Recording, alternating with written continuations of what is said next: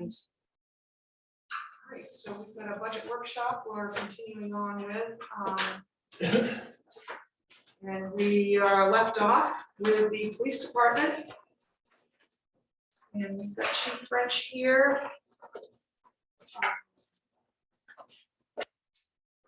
Notified everyone earlier that there'll be some adjustments to the police department numbers. And Chief, I'll turn it over to you at this point. So no extra officer. Correct. Okay. And just taking a look at Joe's notes here. Increase in wages due to market adjustment, 3%, union contract increase. You can scratch the fourth officer and all that expense that came with that. We'll have adjustments made to a new budget once we're through.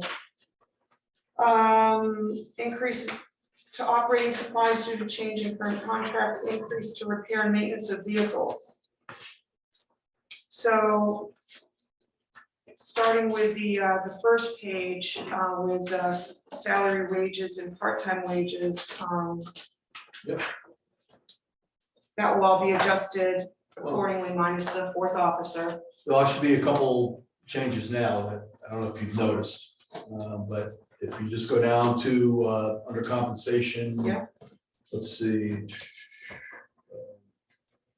013 part-time wages. Yep. Just so you notice, I mean, that's 8,000. That's a decrease from 10,400 this fiscal year. That's a decrease of $2,400. And right below it too, as long as we have the same numbers, requesting $18,000 in overtime wages. That's also a decrease of $2,000. That's primarily just I haven't been able to fill anything. Right. So I think that trend is going to continue unless somebody walks in tomorrow, which would be great, but I feel safe with those numbers anyway. Okay.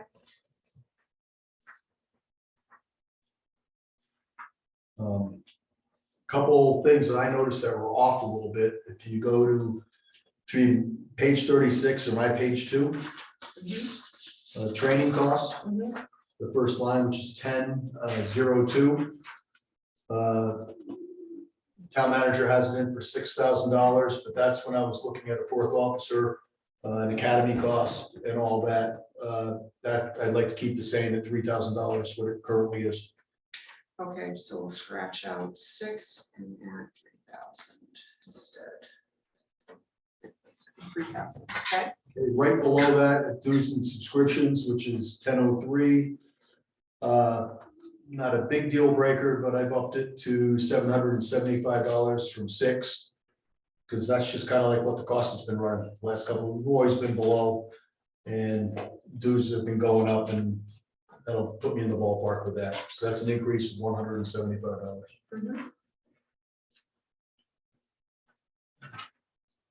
On the third page, not quite enough to merit a pay increase, but if you look at postage, decrease that by $25. It's from 100 down to 75. Okay. Penny counts. On the next page, the operating supplies, I'd like to explain that. Sorry, can I ask a question now? Go ahead. I'm so sorry to interrupt, but since travel and training expenses were changed somewhere else, is that 1502 line gonna stay that 82? That's a travel and training expense line?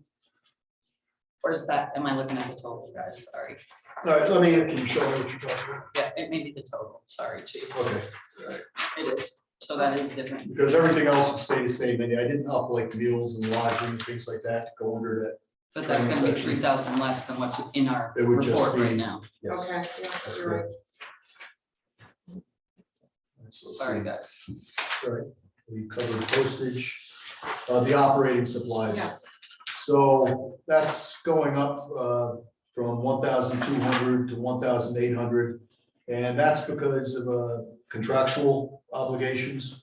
We offer now our officers, 600 rounds for training. And then that can go up again, but at the time, I did this, it was 60 cents a round. So 1,200 rounds at 60 cents, that's going up roughly $728. I didn't jump it up to 1,900, we'll still fit it in there, but that's why that line went up a few $100.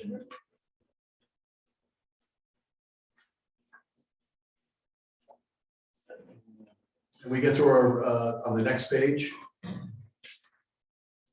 2503, which is vehicles. I did up the maintenance just a tad. I upped it by $500 from 4,500 to 5,000, just because things are getting more expensive. And I imagine oil too. We won't factor in the situation going on right now and everything at that time, but that should give us a little bit of a safety net. And that was it. There wasn't, we take away that first part with the request and kind of picked away a few other things and actually decreased it overall. Any questions for the chief or?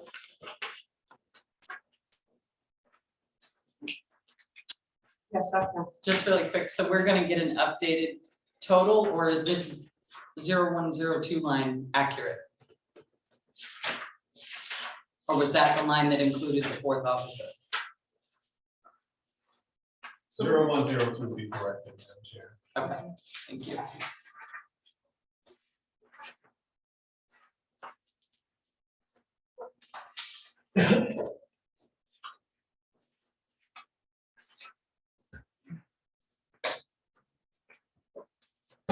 Any other questions for the chief or the police department in budget in general? Okay. No further questions or clarification, chief. You know, what we're gonna do is just, we're gonna go through the entire budget first, and then we'll move on to, the board will discuss budget changes. And next is animal control. You got And any huge expenses here, any huge increases here? no, all slight, the stipend goes up slightly, just with, is that the COLA? Sure. Just with COLA. So that jumps up to, it jumped up $60. For you folks, that's 0105. And on the next page, let's see, 3507 animal shelter. There's a very slight increase in that too. That's gone up. I don't have my glasses, but it's gone up $120.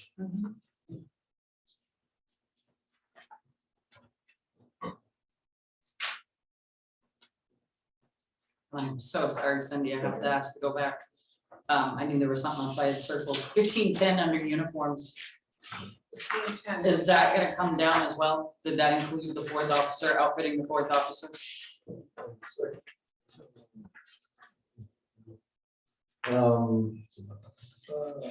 Sorry, it's your uniforms, chief.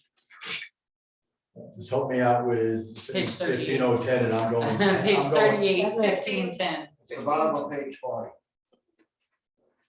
We have different pages. Oh, 1510, guess what? You guys are all right. So, yes, that would go down too. That, and I have that here, I didn't see it. So 4,000 was requested is what you have, and I'm cutting that back to 2,500, keeping it the same, Thank you. because we don't have that additional cost. Sorry about catching that. Yeah, that's a good catch. All right.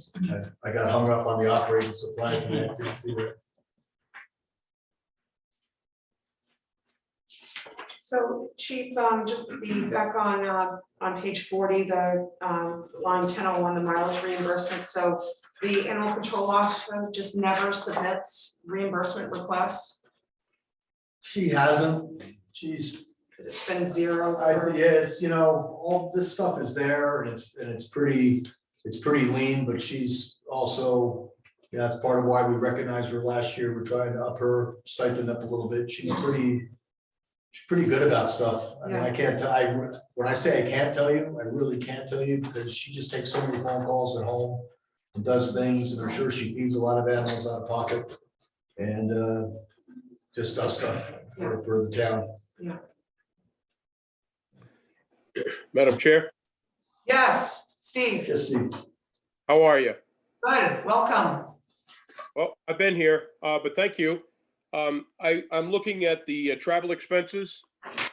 This is a two-part question. If we're traveling to Farmington with animals and we're staying with the travel subsidies like they are, my strong recommendation is that they go up so we're not looking at a deficit.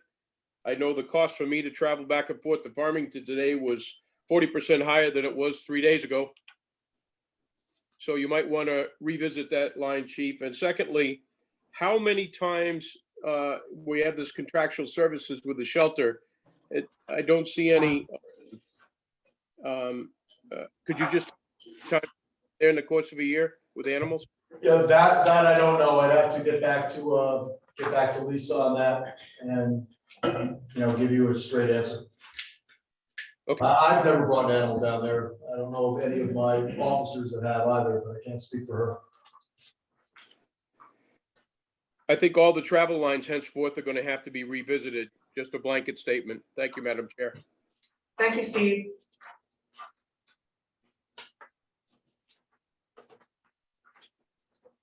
Any other questions under animal control?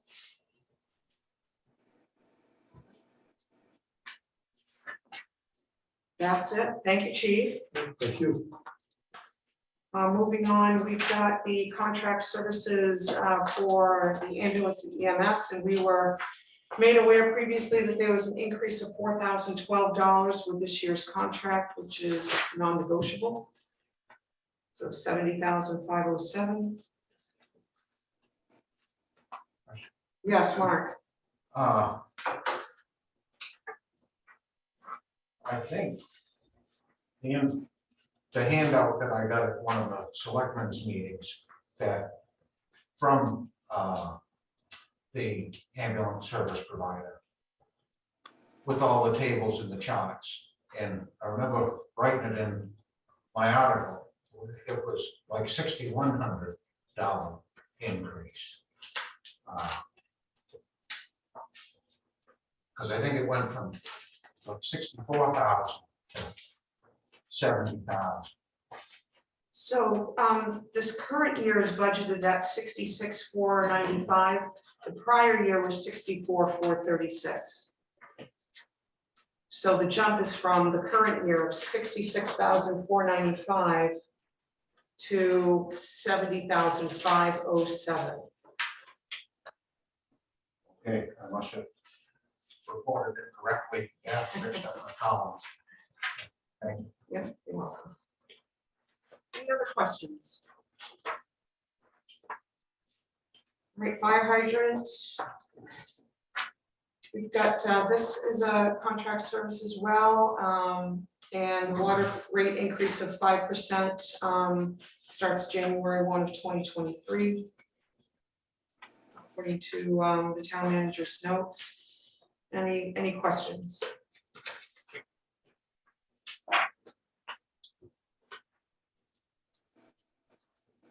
Next up is the health officer.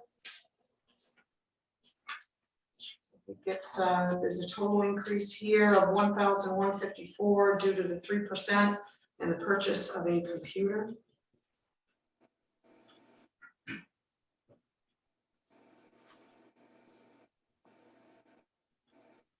And you can see the totals down at the bottom of page 44. That's the total for the public safety with assorted adjustments.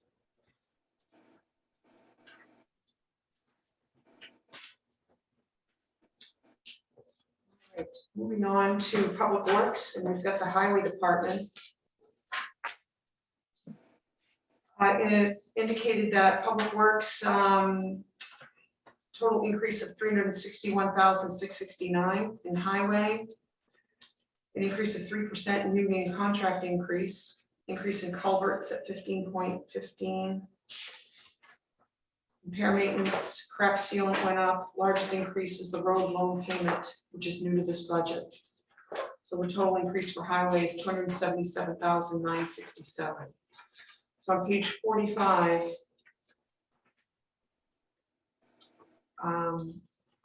so the salary for a mechanic is included in, Joe, just in case we are able to fill that position. Correct, the wages, everything. And we hope that we can fill that position. Yeah, We've advertised a few times, and Keith had a few bites on it, but nobody's filled out the paperwork and followed through, so. We'll continue to advertise. all right.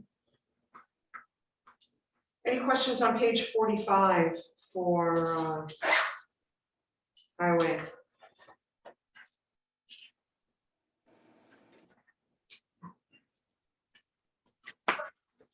Page 46.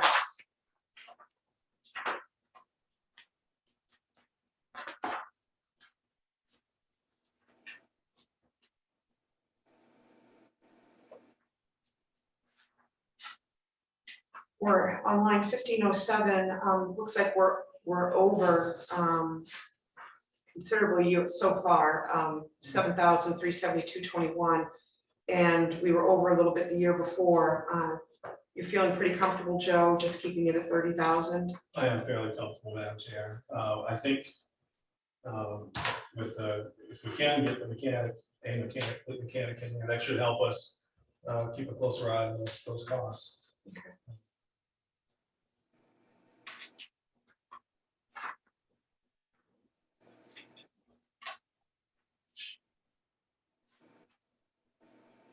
Anything else on page 46? 47.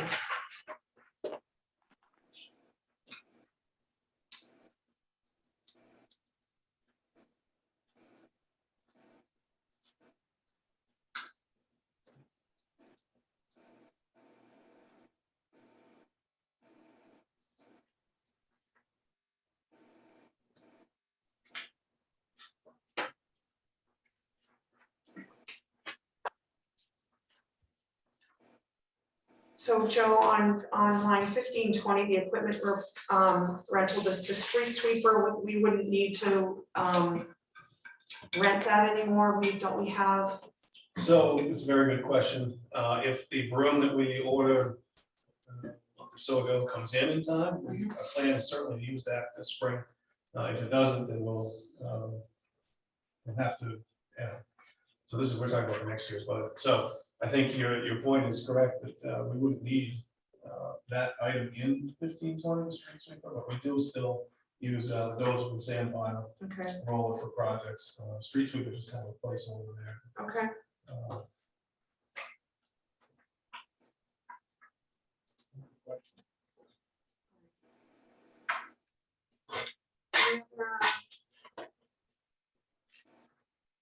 Any other questions for 47? Just a notation. It's nice seeing that street light bill low with, you know, the LEDs that have replaced the traditional lighting. Hopefully that column will continue to decrease. Anything on page 48?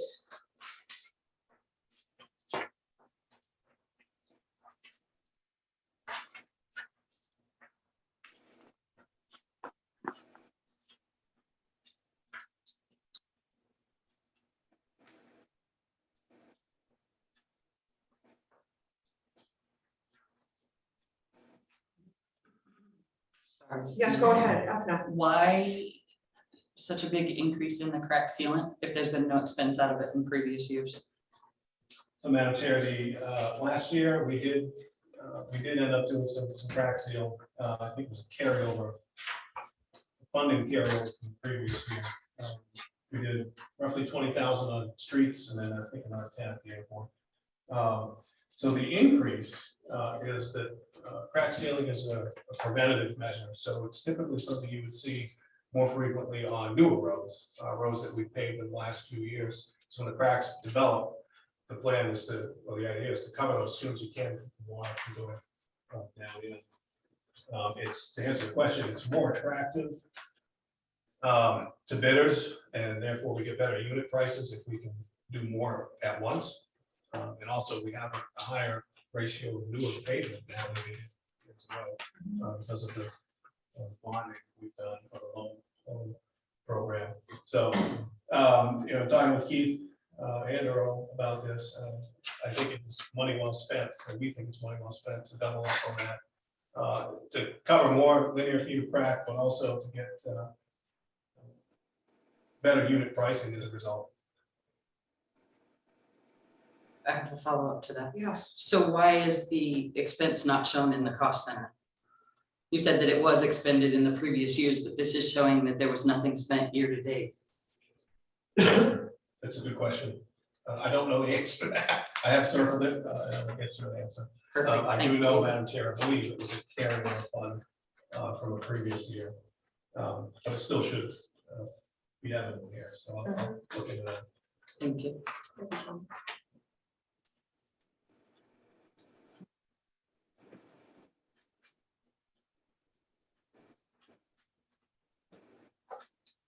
Any other questions on page 48? 49.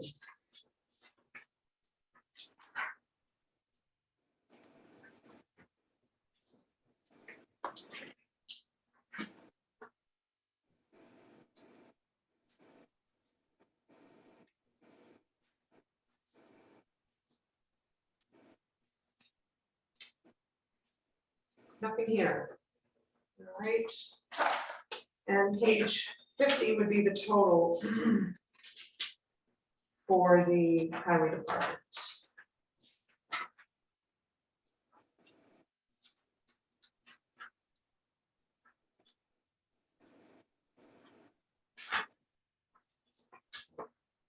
Moving on to the sewer department on page 51. Joe's notes indicate an increase in pay per union contract, small increases throughout the budget, $500 increase in training, safety supplies is up 900, since historically they've been overspent this line. Increase in telephone due to changing internet provider with a total increase of $20,184. So on page 51, any questions?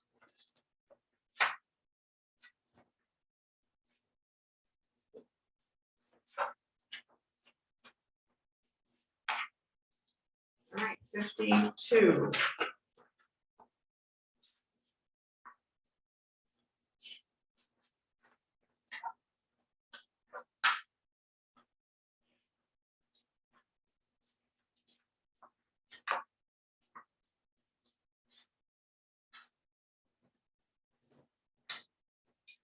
Nothing here. 53.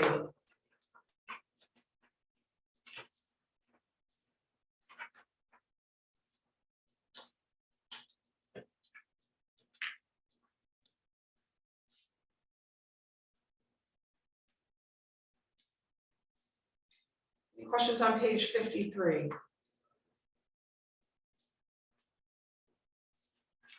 '54.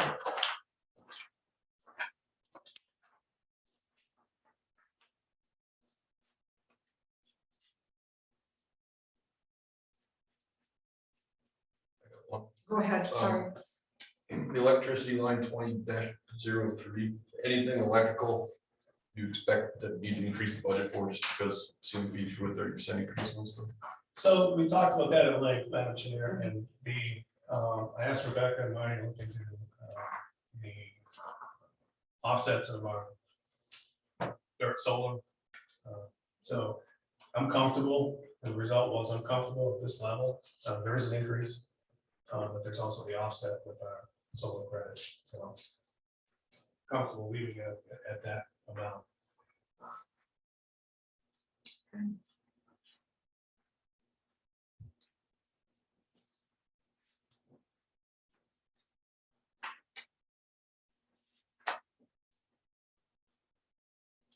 Any other questions for page 54? 55.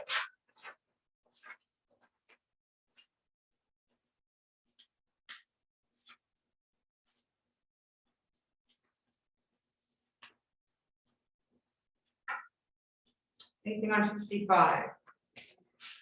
Page 56.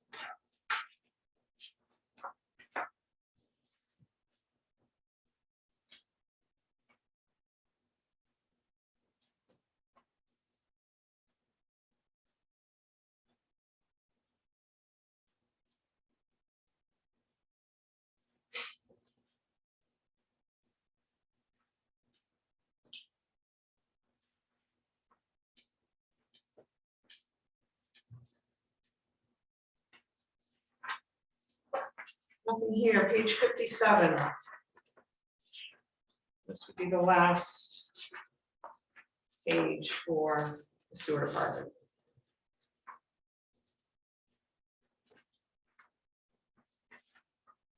All right. Solid waste. Town manager's notes on solid waste, market adjustment, 3% increase, union contract increase. Largest increases in this budget are under waste disposal. Tipping fees went up 27,832. Transportation went up 11,747.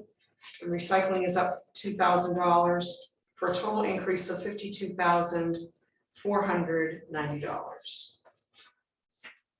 So page 58.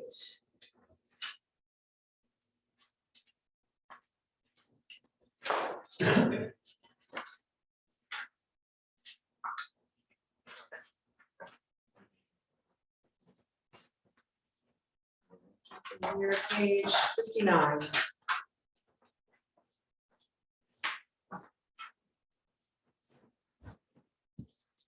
Yes, Ethna. What is the extensive increase in the computer supply line? New computer, update computer.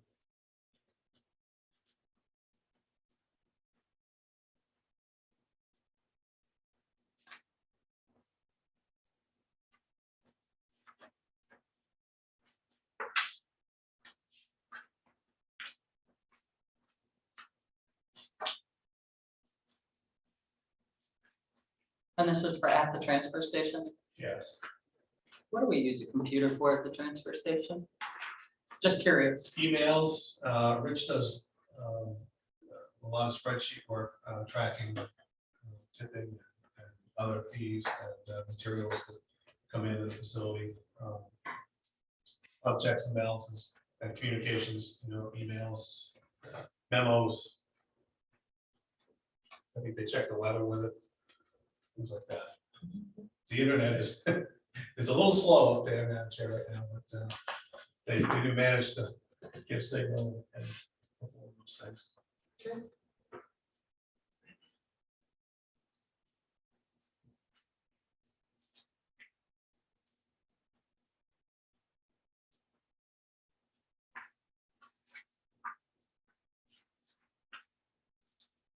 And so on 1508 is the zero expenditures for the current year and the last year for diesel. Is that because the generator, it's just sitting there full waiting to be used, the generator? I would say that that's part of it. The other part of it is they probably got a whole lot of time out of one tank. I think they use this for backhoe fuel too. Okay. My guess is they're due for a fill up.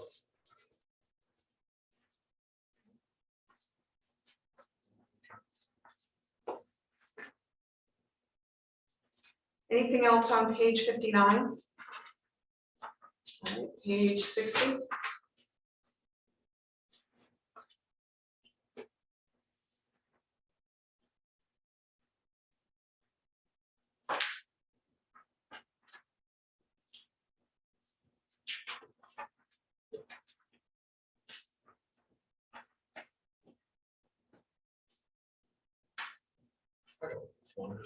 Well, 2006 for solid waste. What is the water line? What does that consist of? It's drinking water that chair. It comes in the carboy. Oh, okay. The Bubble. bottle, exactly. Back up on 1523-0 for windshield permits. What is that? So that happens every 2 years, Madam Chair. That's the little decal that goes to the windshield. Okay. You get once you've proven that you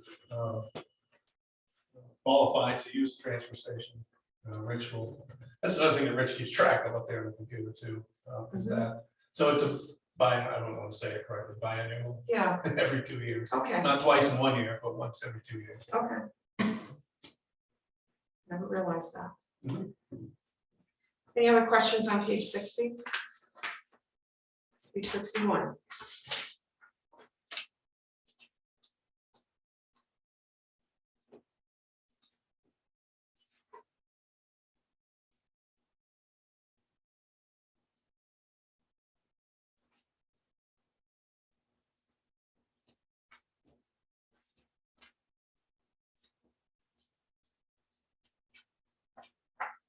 Page 61. Page 62. Yes, Shelley.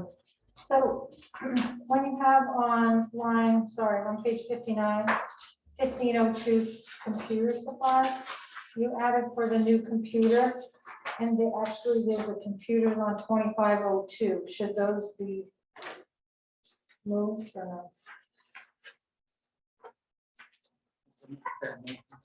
Hmm? Sorry. Is that there because it's repair and maintenance of computers instead of purchase of? It seemed like it was under repair and maintenance line instead of. So that's how I understood. Sorry. I don't know if that's the answer. That's a good question. But yeah, it is under repair and maintenance, and I think we were moving all computer repair and maintenance to one line. Right. Yep. That's one.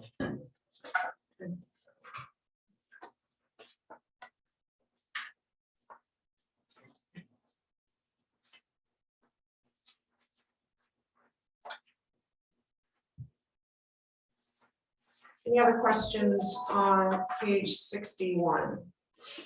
Yes, Mark. Does the revenue side come in there at all for the, what people pay to dispose of things? So the revenue, Madam Chair, is something that we typically look at in bulk at the end. We look at the list of revenue. So there is a revenue associated with bulky waste, shingles, things like that. Tires. Yep, tires. It's something that we'll need to explore in the next couple of years because we're not really keeping up with what it's costing us to get rid of this. That's where I was headed. Yeah. So there is a revenue, as I recall, I don't have it in front of me, it's in the low $20,000 range. Hey, Rich, how much revenue a year do you make on bulky waste, tires, those type of things? Generally speaking, it's around $20,000. Not to put you on the spot or anything. Yeah, somewhere in that area.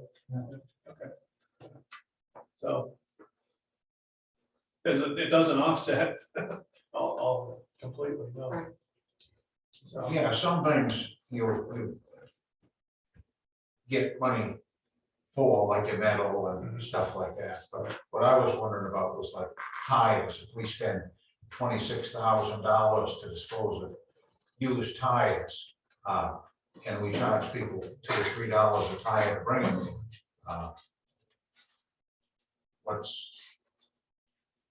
how much do we take in on tires compared to how much we pay to get rid of it?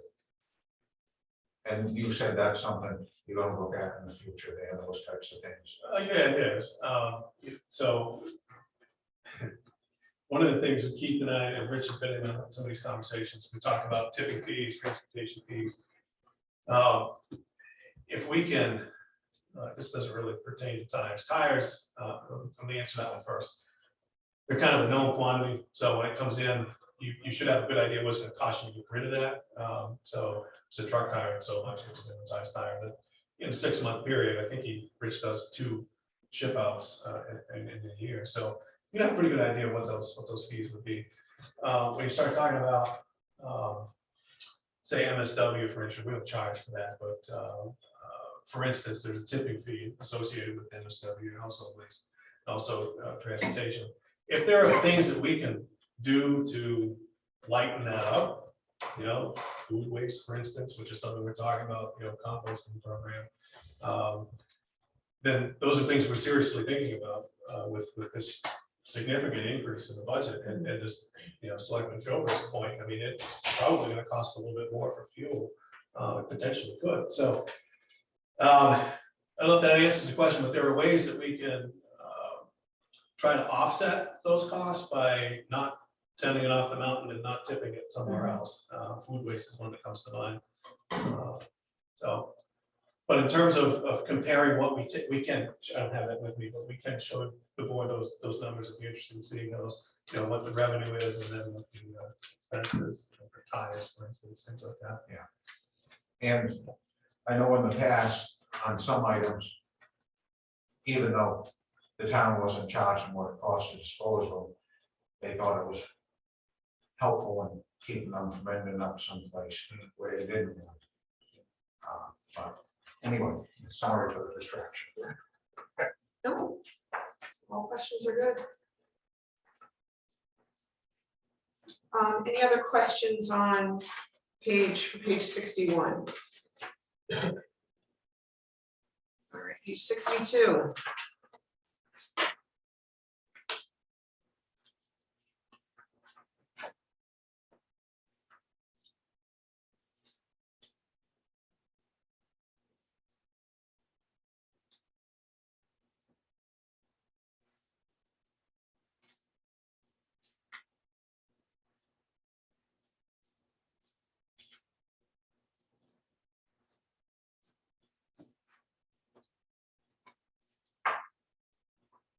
So the recycling on line 5004, the year-to-date cost is pretty low. Is there a reason for that, or are we just waiting for more billing to come in? I think we are waiting for more billing. There's one particular category here, which may be able to help me remember that he was having trouble getting the invoice from. That may have been waste management, which I think it's Casella that handles this. But I'd have to get back to you on that, unless Rich knows off the top of his head. Well, just noticing that budget, that line increase. Yeah. Oh, I can ask him. Rich, can I ask you another question? Sure. Are you having any difficulty with getting invoices from any of the vendors, waste management, they're giving you any trouble, or Casella? No. No, okay, so they're all on time. Yeah. With the recycling, it looks like we're below where we'd be normal halfway through the year. Do you have any thoughts on that? Has there been less volume of zero sort? I thought we were fairly close to last year. Fairly close. Has the price per ton gone up? It's kind of fluctuated, it's gone up and down. And it was quite high last year, correct? It was in the $100 range. Yeah. That's probably where the difference is there. I would assume that the volume is accelerated quite a bit once Memorial Day happens, right? So, I mean, this doesn't show what typically we have in the winter season. Doesn't show us where we were at last year, so it may be right on track, correct? I mean, the population increases exponentially here after June, so the amount of recyclables going in is going to be a lot, correct? So this would have captured it. If it's a bulk of it's after June, then these numbers would start July 1. Right. Oh, okay. No, that's no worries. Okay. Any other questions online on page 62? It's the last page for transfer station. Oh, Yes, ma'am. Steve, sorry. Yes. No problem. Line, and I apologize if somebody's already talked about this. I'm having a hard time hearing, as usual, Shelley and Ethan. However, 50 07. Last year, we budgeted $2,400. They used $2,445. We're already at 2,604 for this year, according to the year-to-date figures, and they're still only budgeting 2,400. Can somebody explain that to me? Sure, Madam Chair. So that is the household hazardous waste event that AvCog kind of facilitates for us. My understanding is that, I know this to be true, they now charge per unit. They used to just charge per site, now they're charging per unit. So based on the number of items that we got last year and what we're expecting, I think 2,400 is reasonable. And I don't know if they're doing it in this area. Rich, can you speak up again on that one? They're not doing it in Ridgewood this year. No, they're alternating every other year. Right. And so people can go to Stratton or Eustis or Mexico this year. So we don't expect as big a turnout or an amount coming in. Right. So they'll have to travel. They'll still have to pay their fair share of whatever range cost is. Okay, They'll just do it at the remote site. Right.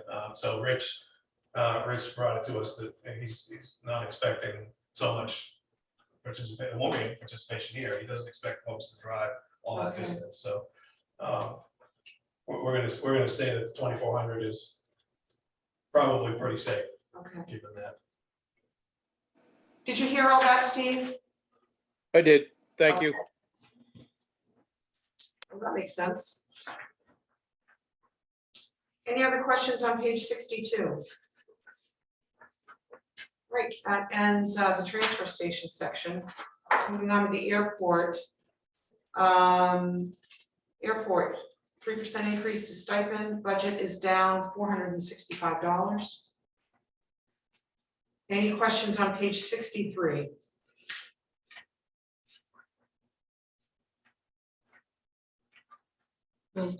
Yeah, go ahead. Just to be clear, the stipend gets paid to the airport manager, correct? Yes, And as of right now, the airport manager is Joe? yes. Thank you.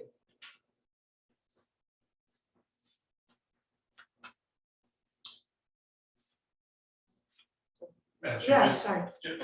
just want to be clear, the salary is paid to the salary line 0101 is the airport managers, 0105 is the Oh, airport. I apologize. The stipends is for the airport commission. Airport. Salaries for the Yeah. airport. Yeah, Okay. sorry, I said that incorrectly. But I understood what you were saying, but so yeah, thank you for clarifying that, Joe. At least you can base your question off the calendar year instead of the fiscal year. It's okay. Oh my goodness, are they, are stipends just behind with reimbursement? Is that why there's 0 year to date under the stipend line for the airport commission? Because I know you've been meeting with them. So big questions. We had, actually, somebody brought this to my attention. There were some meetings, there were meetings scheduled last summer and fall where a quorum didn't show up. Some folks, we had an informal discussion. So they didn't qualify. It was no meeting. It was just a discussion. So no payment there. And then there were, as I recall, at least one meeting, maybe two, where, okay, maybe 3 meetings, where the minutes weren't, they didn't vote on the minutes, so I didn't turn it into the clerk for payment. Now they've cleaned a lot of that up tonight. They did a whole bunch of meetings. I think one of those was from last fall. So Okay, that's the reason why there's been no payments. okay, So we'll catch up here the next month or two. all right, that's good to know. Yep. Any other questions on page 63?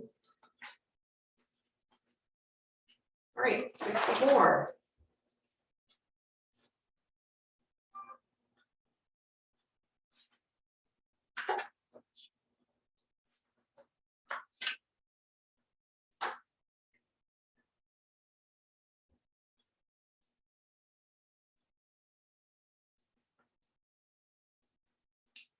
Nothing on page 64. 65. It's the last page of the airport section.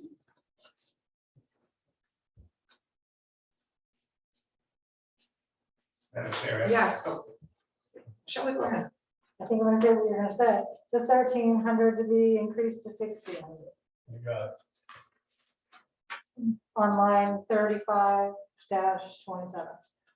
So Steve, that was line 3527, in case you couldn't hear Shelley. We have the janitorial increase for the new contract that we'll review during our meeting. Madam Chair. So that will be a change. Joe, was that indeed what you were going to comment on? It is, Madam Chair. Okay. Thank you.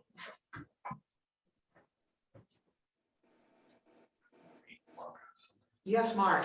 So, the town Thank you. got money to prevent the spread of COVID at the airport and stuff, and to take care of, any cleaning that needed to be done in the restroom and all that stuff.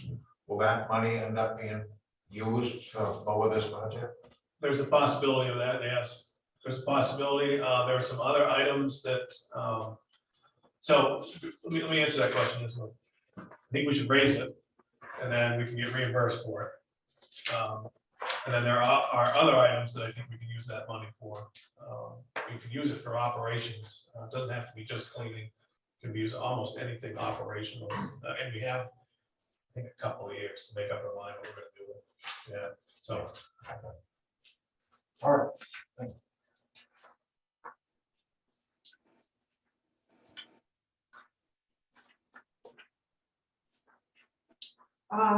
After, did you have your hand up or no? Okay. All right, anything else on page 65? Great. Parks and Recreation is next. Town manager's notes, Parks and Rec, union contract increase, stipend increase in diesel. 1508, if a truck gets traded, we can reduce the diesel line. We'll get to that.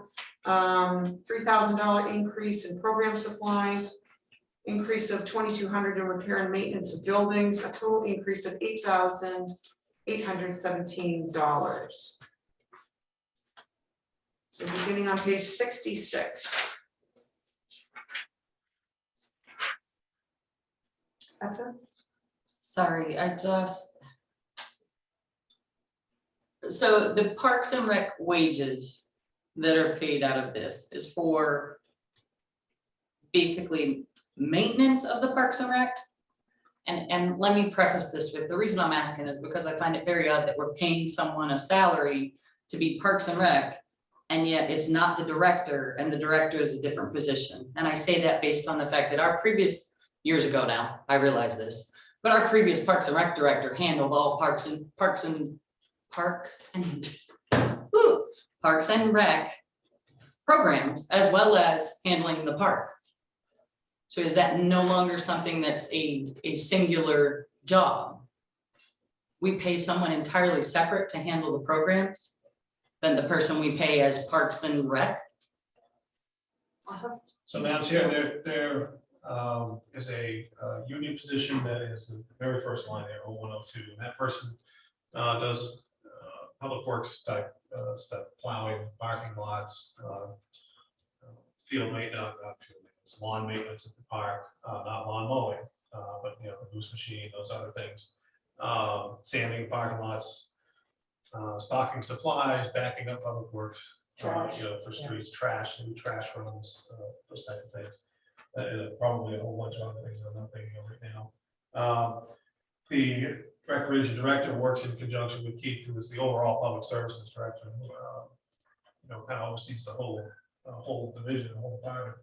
And the rec director will, it used to be called coordinator, but that person will work with the programming, the events in the park, the slip and slides, the ball games, scheduling the field and all that stuff. So that's how that's kind of put together.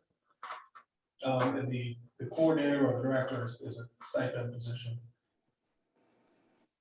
The wages, obviously, that's a full-time employee, the parks person. And a number of years ago, that was, as some of you probably recall, but there were two union positions there. Now we we contract for the mowing of the parks, green spaces, so that's why that's gone down to one person in this budget. That happened 4 times ago, 5, 6 years ago.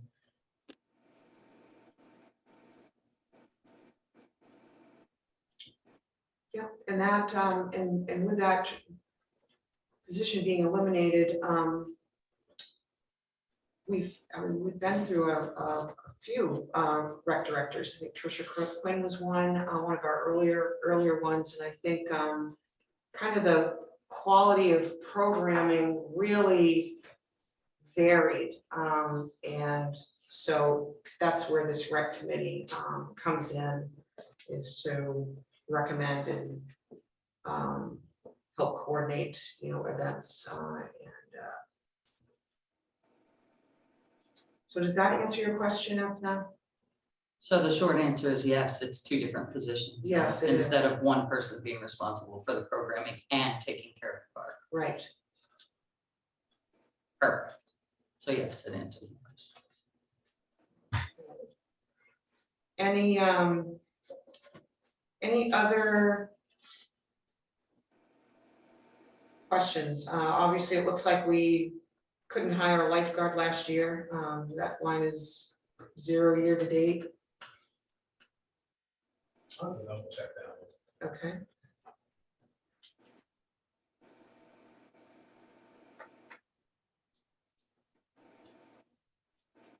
Anything else on page 66? 67.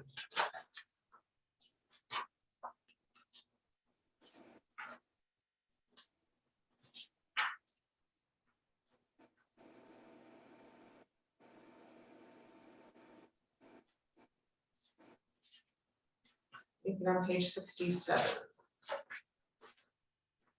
All right, 68.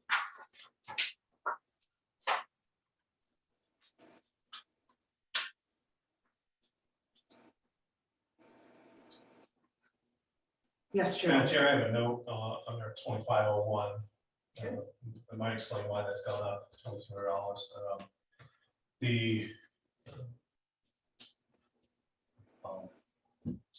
What I call it, the outdoor restrooms, the outhouses Mhm. in the Quasic. One of the unfortunate things that happens with those is sometimes people use them as trash receptacles, and they'll put about anything you could think of down there. Clothing, chip bags, lunch containers, bottles, cans. Other things that I want to mention. Keith and I, we don't feel like we want to have that spread on our field up here. So typically that's what would happen, the company would come pump it out, treat it just like any other toilet. And sometimes that stuff would end up there. Because of the unknown contaminants that might be in this, we want to send it through Ted Berry, well, it used to be Ted Berry Company, Vector Company, have them handle it like waste that's other than effluent, if you will, other than what might be, what's supposed to be in an outdoor toilet. So that's $1,100 a pop. So that's the $2,200 increase.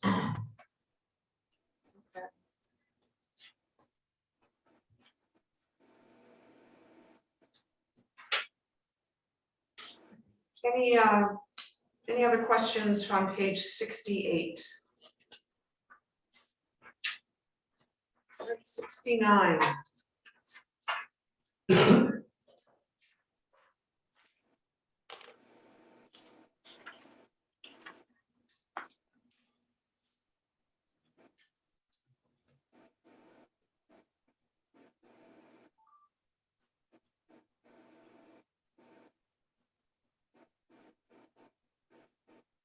Sorry, you left me on that. Yes, go ahead. So why is it a bid process now for mowing? Sorry, it's just a question that I don't quite understand. Do we not have enough employees to do it ourselves anymore? Is that why it became a bid process? We did do some consolidating with employees to help save money, so that we weren't paying wages and benefits and whatnot. So once, I think that was probably when Keith became the public services director, there was some shifting around of responsibilities. And I think that had something to do with it, Joe. Madam Chair, that's essentially what happened. It was actually before that. We had a natural opening in Parks and Rec. There used to be the two full-time folks. One of them voluntarily moved on, and then at that time, the town manager and I at the time talked about it, made a proposal to the board, and the board was in favor of going out the bid. Has it been a cost saving? Or has anyone even looked at it? Yes, it has been. The cost of an employee is 0101, or 0102, I should say, plus FICA and the other items. So if you add that together and then subtract, it's total, it's 21,000. And subtract your bid, but did you add back in the additional wages that were given to the other person that was shifted into a new position and given a raise there?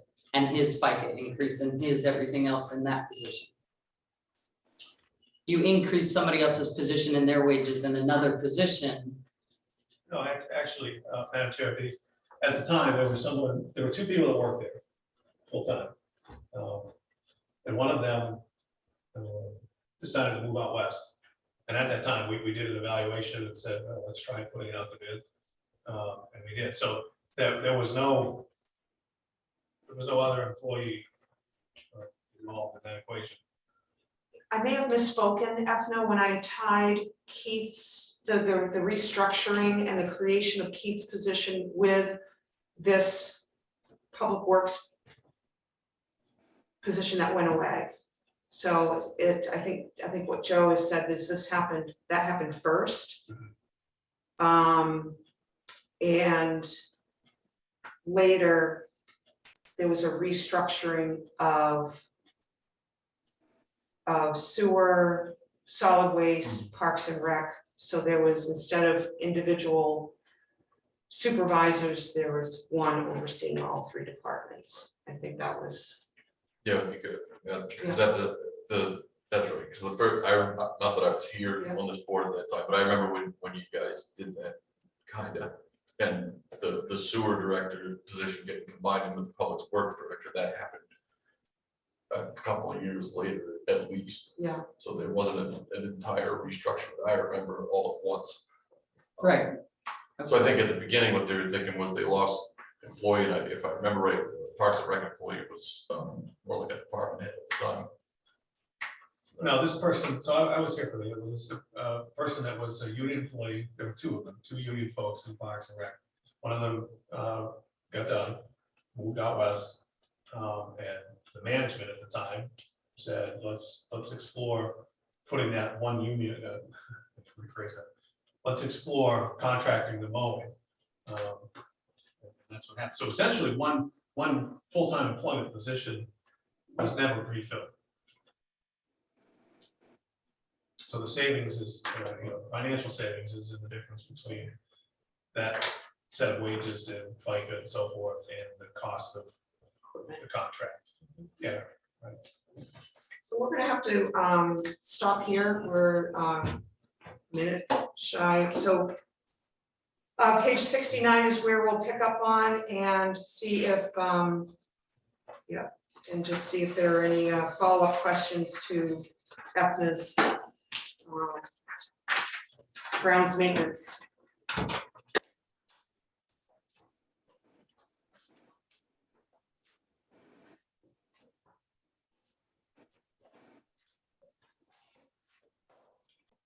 All right. We'll call our regular Board of Selectmen's meeting to order for March 7th, 2022. We have a full board present, and we'll begin with the Pledge of Allegiance. Pledge allegiance to the flag of the United States of America and to the republic for which it stands, one nation, under God, indivisible, with liberty and justice for all. And we'll pause for a moment of silence to show our appreciation for our men and women in uniform and our healthcare givers on the COVID front lines.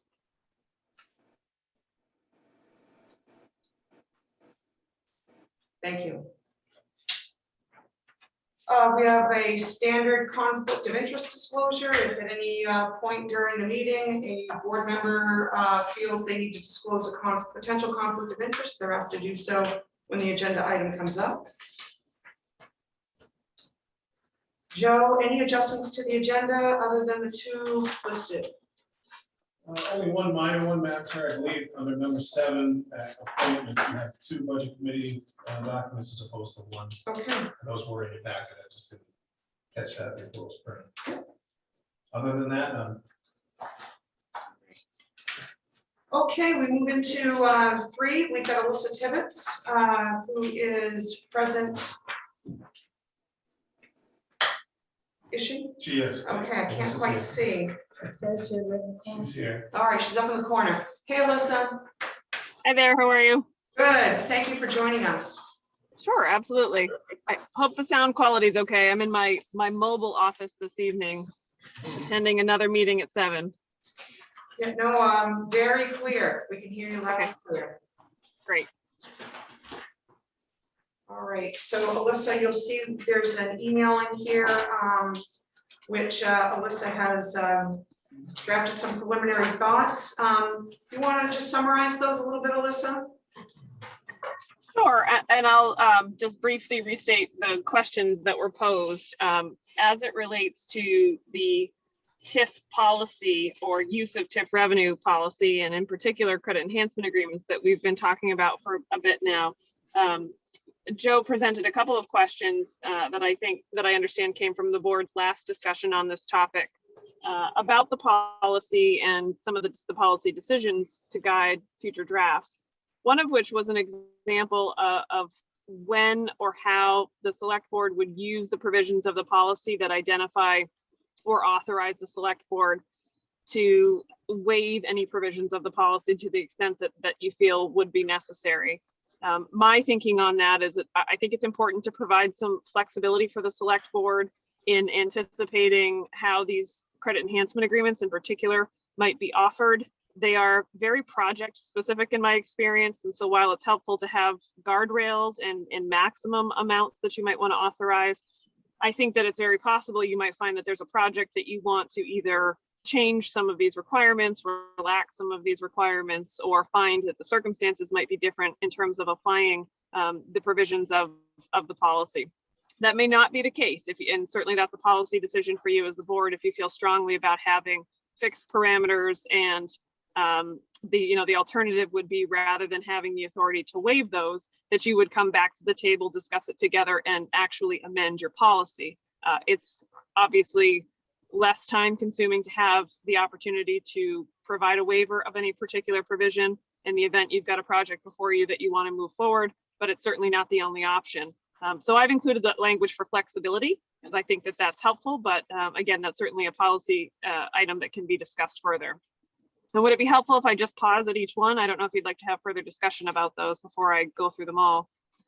Yeah, just a quick pause just to see if the board has any follow-up questions or needs any clarification. Sure.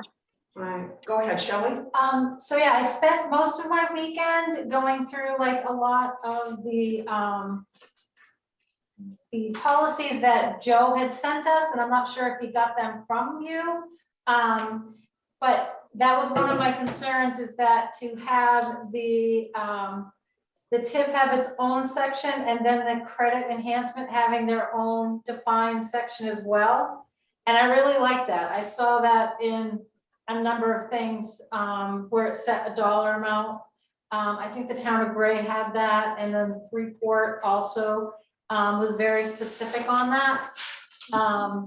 And I really like that. I mean, I thought it was more clear than just having it in the writing where you're comparing both, but the rules may not be the same.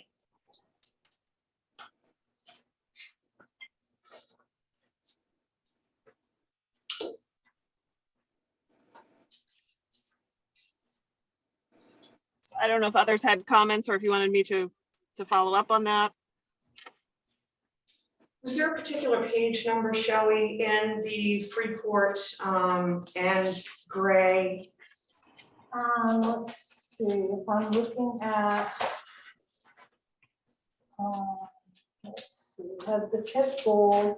And then it says the following 4 items apply to the TIFs that include credit enhancement agreements only.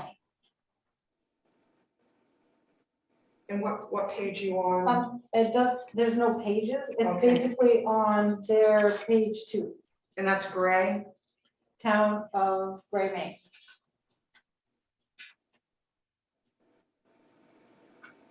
All right, so Shelley's suggesting, just clear delineation between where, what applies to a TIF expenditure versus a credit enhancement agreement.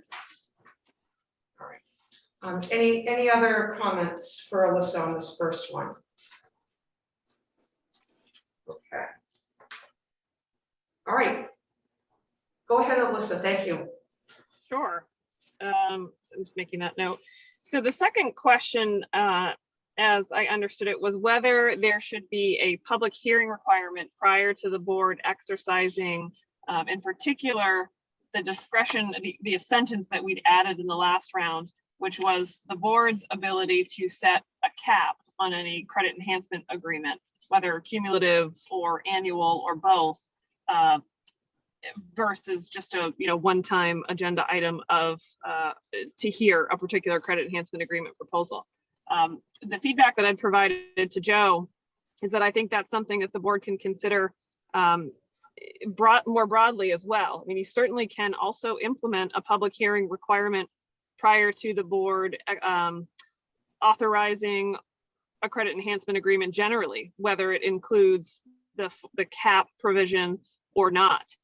That's not an uncommon practice. That's absolutely something that you could work into your process, that provided an applicant meets the provisions of the policy. If you as a board wanted public input on considering the credit enhancement agreement and an applicant's ability to meet all of those standards, it's, as all public hearings are, would be advisory, but it would be a chance for you to hear from the public in terms of the input about offering the credit enhancement agreement generally.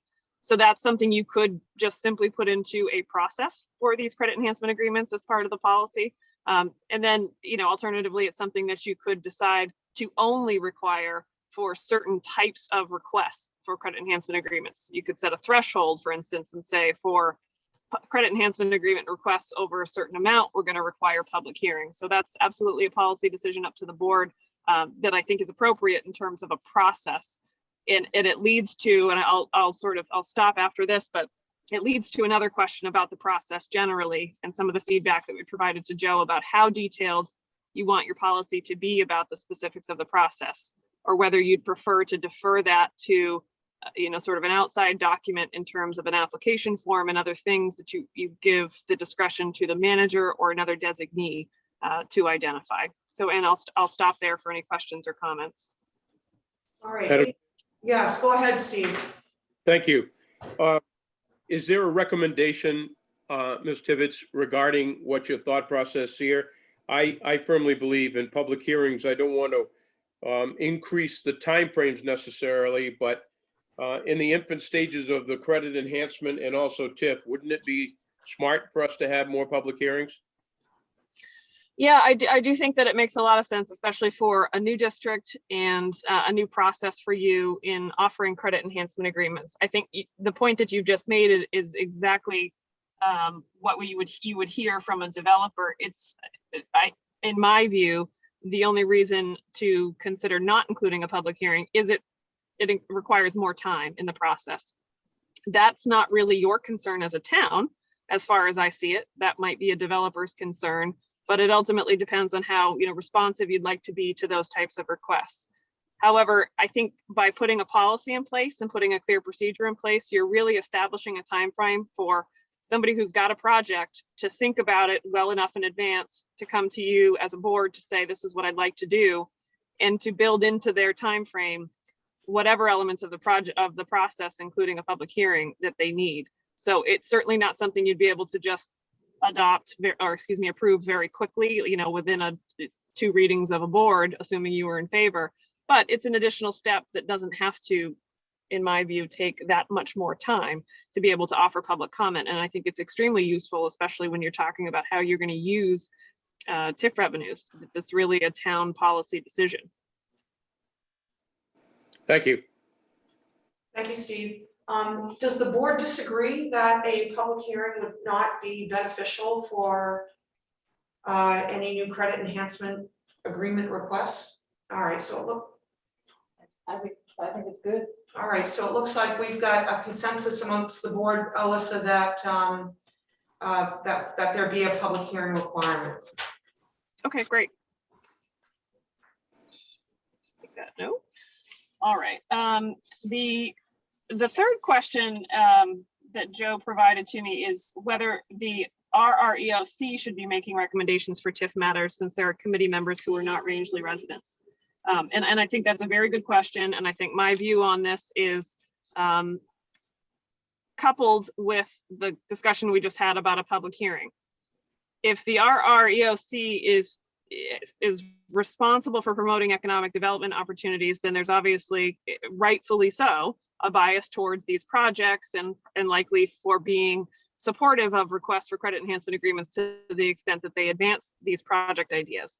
They can absolutely be part of the process in a public hearing and make those comments just as others in the public would. They don't necessarily need to have a seat at the table in the policy in terms of making a specific recommendation, unless you as a board feel that their input is particular, should be given more weight than any other member of the public who'd be speaking at a public hearing. And I think that's the consideration about whether they should be named in the policy as a party to the discussion, or whether they should just have the opportunity to submit comments during a public hearing in the process of considering a CEA.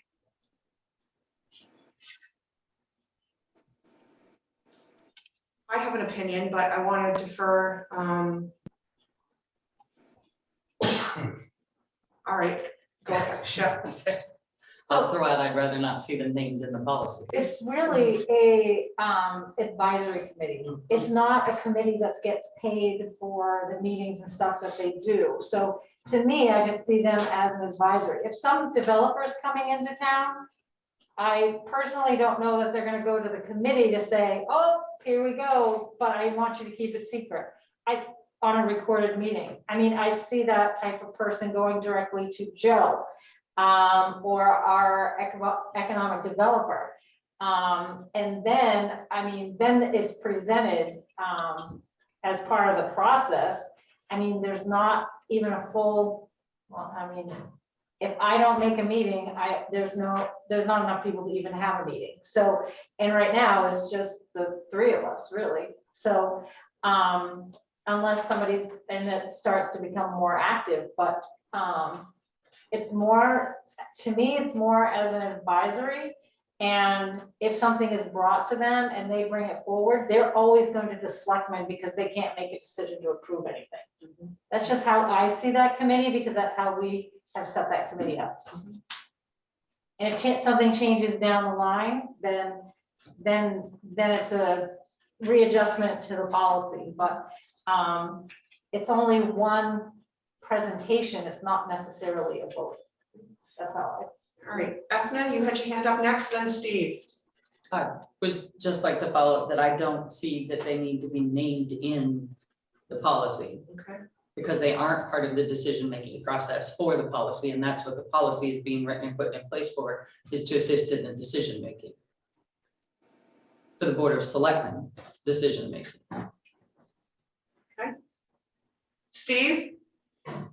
Thank you, Madam Chair. I apologize. I had such a difficult time with Shelley, and I may be echoing hers, but I agree with Ethna. The Economic Development Committee is an advisory by nature. No special place on any committee or any meeting or any public hearing, other than the input that they give the Board of Selectmen. Again, I apologize if I'm redundant. Thank you. No, Steve, you're not redundant at all. Ethan, any opinion or thoughts? I see no benefit to having them in the policy, no detriment to having them not in the policy. So if they're gonna say something, say it during the hearing, and I don't think it really does anything one way or the other. So they might as well. Yeah. Yeah, so I agree with Ethan and Steve. And basically, I mean, like Shelley and what Etna said, yeah, if they could be removed from the policy. And certainly they're able to participate in the public hearing, just like anyone else can. Because I think Alyssa, you made a very good point that they would have a natural bias to just rubber stamp every request that came through for the sake of economic development. And I'm not saying that as a criticism, that's why they're there, why they're interested in being a part of it.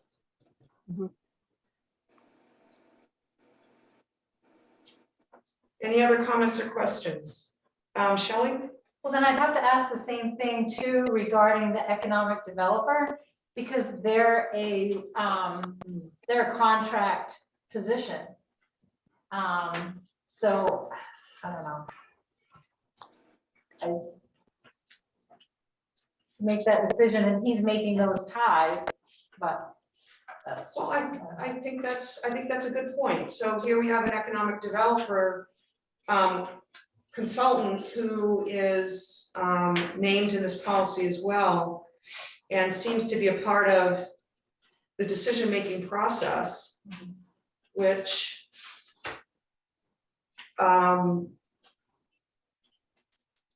I would think he would bring bias as well, as far as let's just, all economic development's good, more is better. And he's not a Rancho resident either. And he's not a Rancho resident Question. either, as Ethna just stated. So I don't think, So Alyssa, is it okay if we just have a little discussion about that, if you don't mind? I mean, it's different. I mean, I noticed in the other towns, the other samples we've been given, these economic developers seem to be a town employee, or it's an established committee with a similar name or whatnot. So thoughts from the board on whether to, I think the town manager would consult with the economic development person as he sees fit. Joe, would that be accurate? Yes. Yeah, I think it's natural to think that we're gonna take thoughts from the REOC and the economic developer under advisory, just because that's what we're gonna do anyway. So just like we would do from Joe, somebody from Public Works, or from any member of the board. So it's kind of fluff. Yeah, I mean, we know with our town manager, he is going to take a look, and he's more familiar with the comprehensive plan, what current goals the town has, and would be a natural filter, I guess, with certain matters. So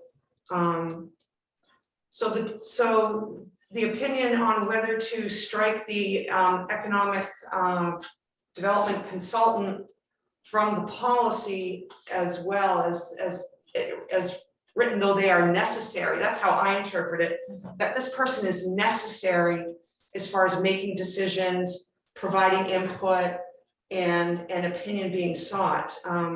Does anyone have a different interpretation? No, because that person's necessary until we deem them not necessary. We terminate their contract if we wish. Right. Yeah, Shelley? And like Alyssa had said, basically, we're also going to be learning as we go and creating and changing things as we go with this.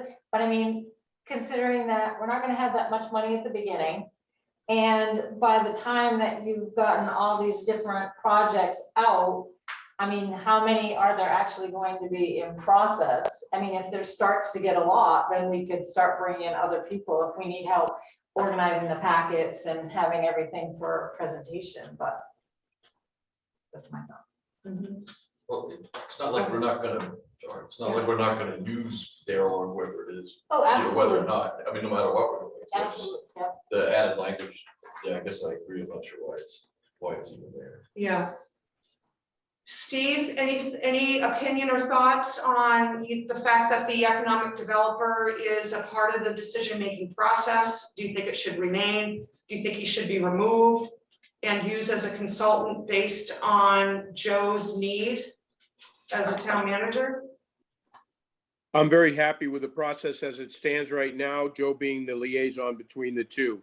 I want to make sure it's in the minutes that none of us, I believe, diminishes the good work that the Ramsey Region Economic Development Committee does. Right. However, this is a policy on how this board proceeds. And I want to make it, I hope we can make it clear that their input is valuable, but it's not a prerequisite. Okay. Entirely agree. All right, so is the consensus that the economic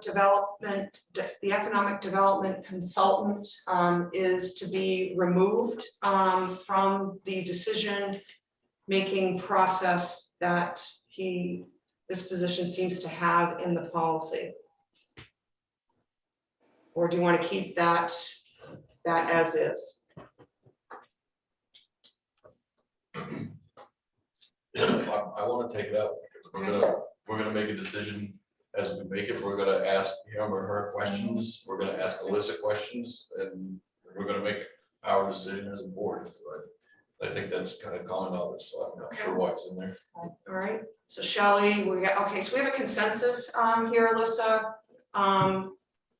4 board members nodding their head that yes, to remove the economic development consultant from the decision-making process. Madam Chair, Yes, Steve. could we get some input from Ms. Tibbetts on this now that she's heard this discussion? Absolutely, absolutely.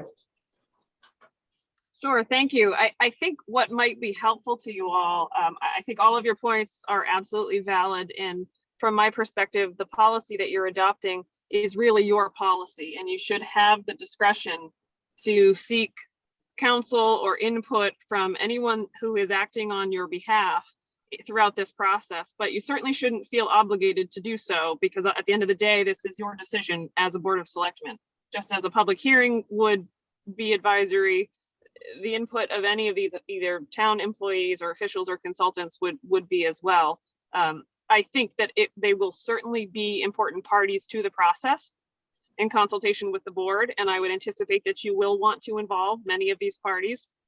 I don't feel that it's necessary to name them specifically in the policy. What might be useful as a sort of a middle ground for you all is in the section where it does refer to the policy being a guide for all of these parties.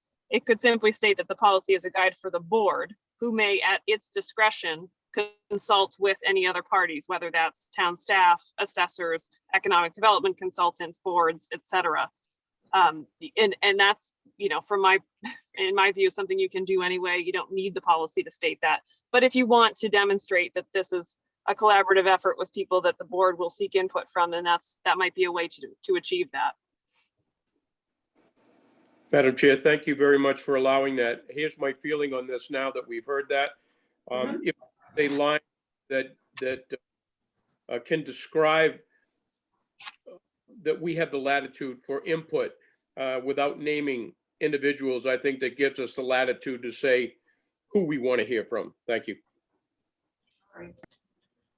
So, so Alyssa's comment as far as just a general nod to those who the board may or may not reach out to. Is that okay? Okay. All right, thank you. Thank you, Steve. Recognition for that being a part. Yeah. Okay. All right, Alyssa, did we encompass everything and discuss everything in your third answer? I'm not sure. I think we did. Yeah, I think we're, as my list has it, I think there were 2 more general questions, which I can maybe put together for discussion. And they were whether the policy should be more in-depth and whether we should review other town policies further, and whether we should spell the process out more for future boards. I think that's, you know, those are all kind of encompassed in another look at the policy generally. And I had provided some feedback to Joe in terms of the somewhat fluid nature of developing a policy like this for the first time, that certainly as you go through this process 1 or 2 times, you might find that there are ways that you'd rather address these things or tweaks that you'd like to make. And you can absolutely do that since this is a board policy. And I would anticipate that. I think that that's common in developing something brand new like this. As it relates to other town policies, I think you've all noted or either in our discussions or just in your review, that most of the policy examples that have been provided are not of town meeting municipalities. And really that's because there aren't as many town meeting municipalities who have either adopted TIF districts and adopted a policy to accompany those districts. There are many municipalities in Maine that have TIF districts who don't have policies to govern how they're using this, and they're simply living by the development program. And that's not to say that there's a right or wrong, but they, to be honest, haven't taken the time to have the discussions that you're having about really thoughtful crafting of how we want to actually implement and administer this TIF district. And I think that this is a great exercise. From my experience, the development program is your guide.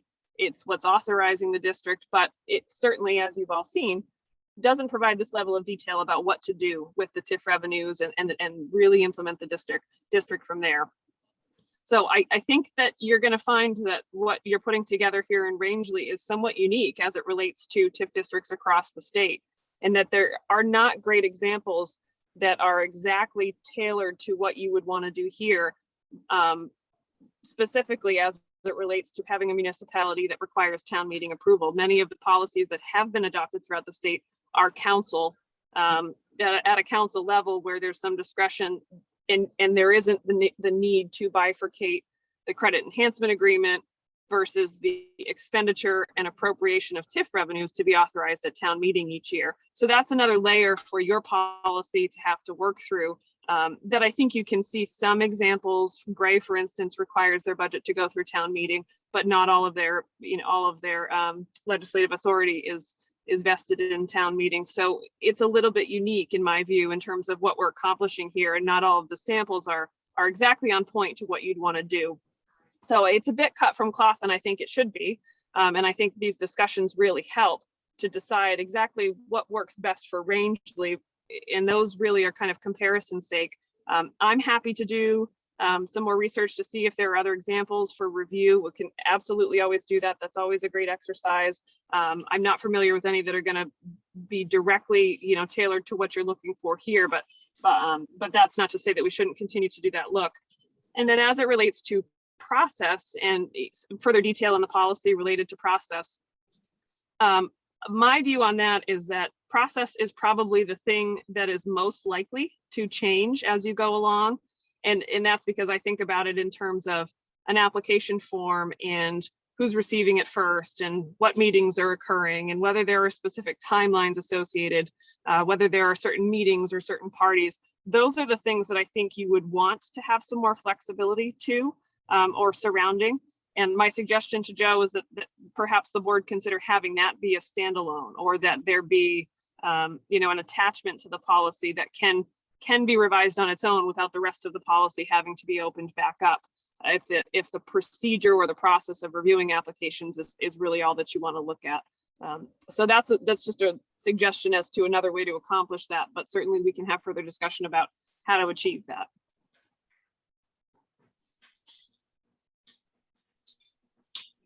Yes, Mark.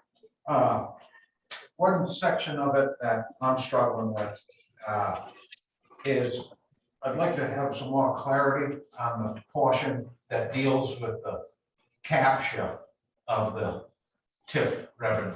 The TIF district allows the town to capture some or all of the increased revenue. And I'd like to see it a little clearer on how that happens, who decides how much gets captured, and what type of format that would be in. So are you saying, Mark, that this would be a place to identify the parties that are specifically involved in that capture? So it would be, How the percentage comes up And who votes on how much gets captured? You know, as far as the assessor, of course, would be involved. Again, as an, He'll tell you how much is available. So say, next year there's 300,000 in new tax revenue available in the TIF district. Do you want to capture 100%? Do you want to capture 75%? Who makes that decision? And is there any public input in that decision making? Because the money that gets captured by the TIF isn't available to run general government. And, so it can't, any money that's captured in the TIF isn't available to help pay for other town expenses, which in effect would reduce taxes if it was captured. If it wasn't captured and it went to general revenue, it would help lower the taxes that were charged. If it all goes to TIF, then you have to make up all of that money from other taxation. So it would just be good to understand how that process works. And I apologize if I'm confusing. no. Does any board member disagree with that? Dr. Shelley? Freeport kind of has an example of that, program example. But it shows like a figure of how it's calculated. I'm not sure if that's what you'd be looking at, something clear as part of like the introduction to the program on how that works. They also have another example of the taxes sheltered in TIF without TIF shelter taxes to general fund. They show those examples on there and it just has a dollar amount. And it might be something that would be more clear for people to understand because the TIF is confusing and for someone that's just looking at, okay, so what will that do? That might be something that might be worth So adding. who votes on it in Freeport? They have a council. So their town council does. So who's going to vote for it in Rangeley? The document from the state indicates it's the Board of Selectmen. Mhm. So the approval letter, I don't remember what it's called. Development The program. development program from the Right. state indicates it's the Board of Selectmen. Right.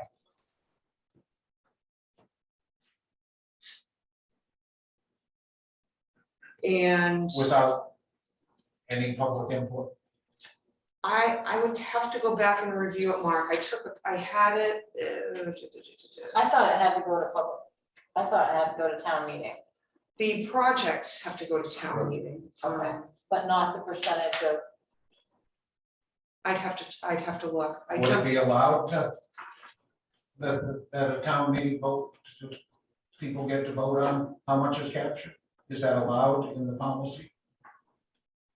Or could it be? Not currently. Could it be allowed in the policy? That's an Alyssa question. that's an Alyssa question. She's right there patiently waiting. Yeah, I'm happy to weigh in. So you're correct, Madam Chair, that the development program of the district, as it was approved, gives the authority to the Board of Selectmen solely to identify or set the capture rate from year to year. The assumption is that it's an authority up to 100%, and the assumption is that it will be 100% unless it's otherwise changed, and that has to be done prior to each tax year, and the state needs to be notified once that's done. It is the board by policy can decide to include a public hearing, include public input, however you'd like to do that, but it is not required by state law or by the development program to submit that question on an annual basis, either to public hearing or to the voters. So let me just ask a clarifying question, Mark. So Alyssa, that percentage of capture needs to be needs to be sent to the state by when? When is the deadline for that? Is it? Well, it needs to, Go ahead, sorry. sorry, it needs to be before April 1st, so that before you establish your assessment and then ultimately your commitment, you need to know what amount of those taxes of increased assessed value taxes will be sheltered. That's, yeah, that's what I was afraid of. Go ahead, Mark. I brought this up in the initial presentations before this went to town vote, and this TIF vote was being fast tracked. There was a schedule here to get it on the special town meeting to vote on it in March. And in response to my question, I was told that that matter could be dealt with when it came time to create the policy. So I'd just like to remind you of what was said at those previous meetings before it was voted on. And so. It sounds like the timing, it could not be at town meeting. Because the state law requires the capture amount be presented by April 1st. Unless you have a special town meeting, if you have a special town meeting to pass the TIF district, you could have a special one decide every year to decide on how much you were going to capture. It costs money. That's the saying, Steve, in case you didn't hear that yet, that was said, special town meetings cost money.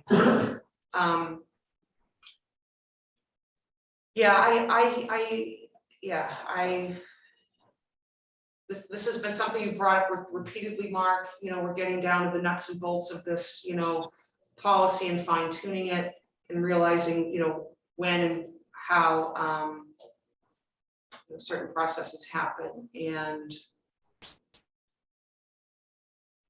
I guess I would, I don't have an answer. I guess is that it right now? I mean, maybe Alyssa can mull something over. I mean, I think at the very least we should have a public hearing to discuss. Joe? Madam Chair, I know that this came up as a policy question from Mark, but my thought is that that the public will have an expectation that it's going to be 100%. You know, it's in the development program, and as Alyssa said, it's kind of the default.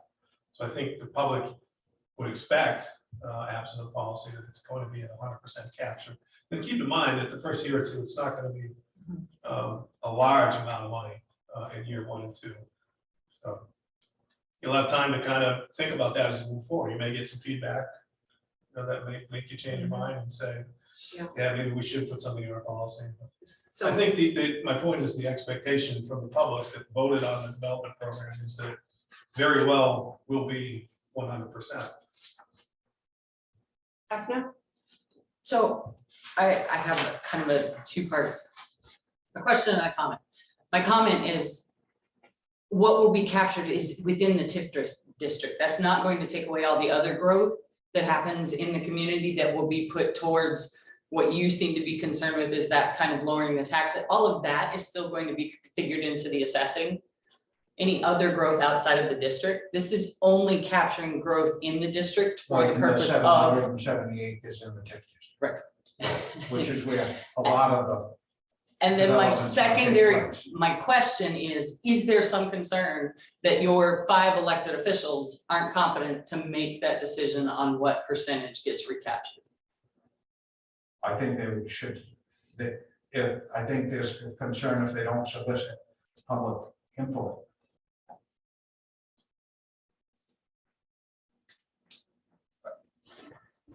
Well, I mean, if this has to be in the state every year by April 1st, then I think the public gets ample time to have their input at each and every one of these meetings that we have on Monday nights, twice a month.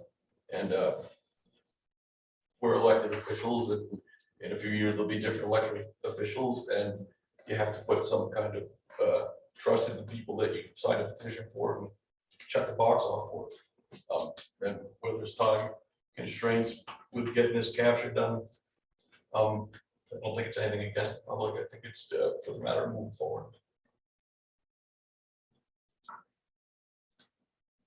So what are you going to use the year before's figures, like you know, I don't know, like for this past tax year, you know, that for the assessor, you know, he starts April 1st. with a Yes. new- Yes, new it's the tax exact year. same calendar. And so, he's not gonna be crunching the numbers for that year on March 28th or 25th and have you folks vote on it before April 1st when it's due to the state. So you're gonna be like behind a year to, so that, So we actually have a meeting on next Monday with Alyssa, Matt and I, Rebecca, are meeting, we're gonna go over these questions, that question particularly. right, And make sure that we've got it all. because it doesn't seem Assessing like. calendar. Yeah. Anything in assessing is a year behind. Yeah. Your TIF district's gonna be with the assessing calendar a year behind. Well, that's what I'm Yes. asking. you know, Yes. It seems like it would be.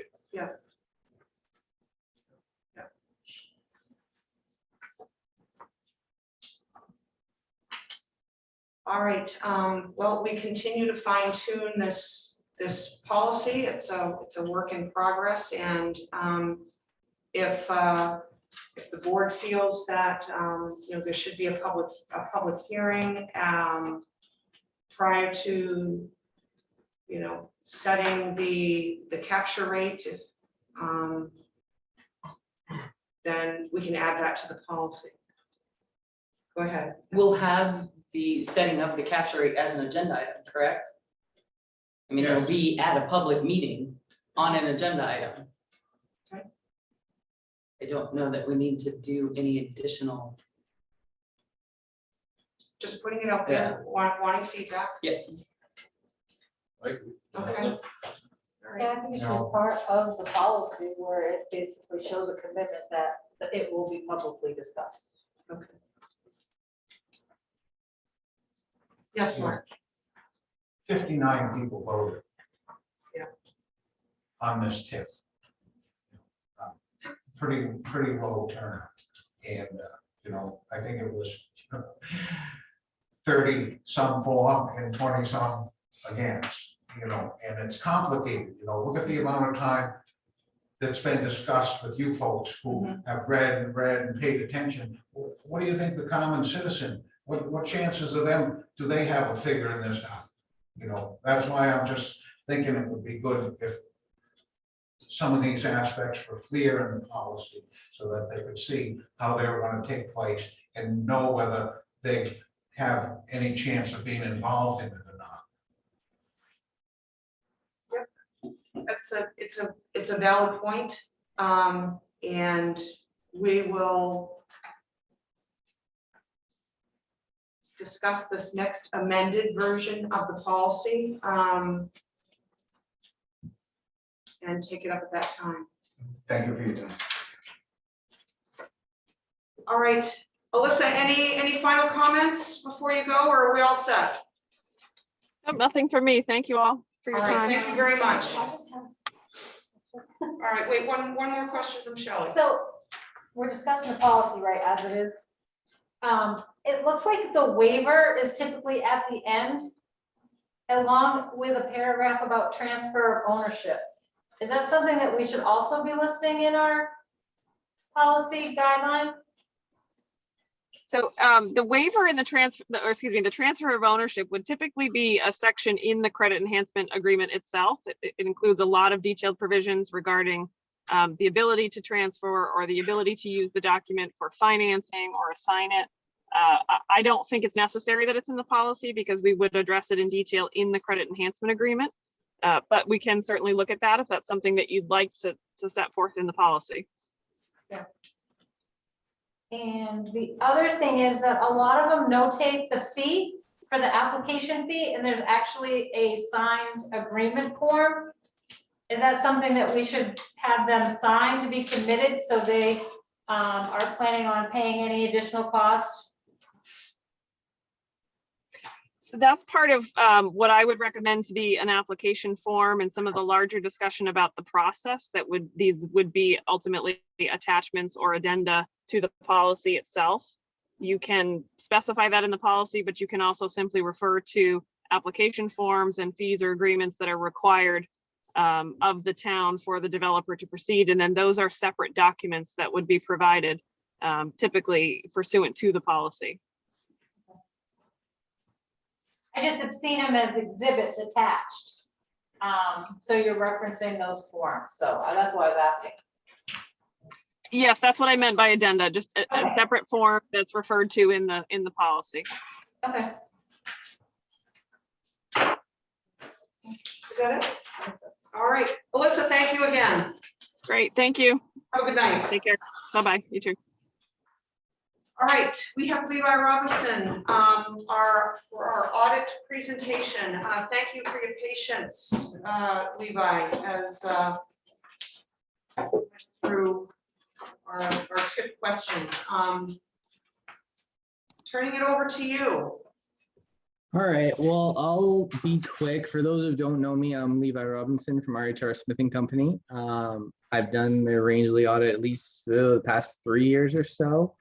So I'll just hit the highlights and then you can get on with the meeting. So you received the highest opinion that we can give on a set of financial statements. That's an unmodified opinion.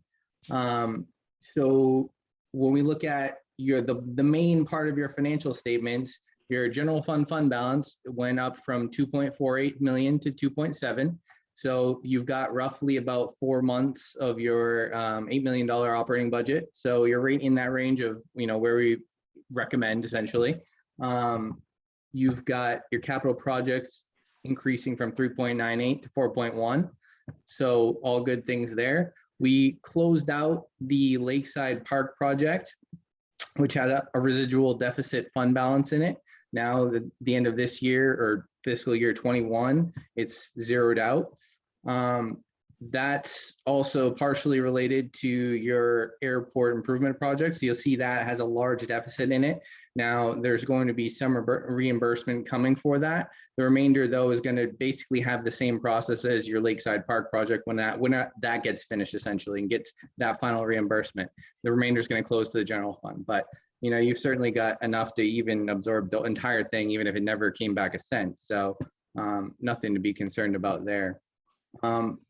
Other than that, obviously your overall fund balance increasing is a good thing, and that just means that you're budgeting properly. So yeah, for me, that's the main thing. And is there any questions about that? Or would you like me to go in further detail about anything? Let me, if you could just touch on your management letter. Yep. So I did revise this a little bit. So basically and I'm going to go off of memory here because I don't have it open. I don't necessarily usually talk about management letters. It really depends on whatever the board wants. But in this case, we did revise it. So in the comment about the liabilities, we removed the taxes aspect of it. So the payroll liabilities, we did some work on cleaning that up this year, but the actual reconciliation aspect of it on a regular basis is, something that going forward, we strongly consider. Those liabilities, especially, they're hard to tackle at times, and they do take a lot of work to get those reconciliations to where they should be. But that is definitely an important aspect. I mean, we see plenty of clients where they get really out of hand and really fast in just a year. So there's that. And then I believe the other comment, we added basically a qualifier of the situation around it. It's not normally something that happens. I know they're, like everyone, we're short staffed. We are as well at times this year, especially. And then there was, some illnesses. So we just added that to kind of lessen it. Well, yeah, it happened, but here's why it happened. So those are the only two comments we had. Yeah, I mean, that's pretty standard. Our management letters can be pretty long sometimes. So, it's not too concerning there at all. Okay, and the note on the revenue accounts contain postage activity that was not related to revenue transactions. What does that mean?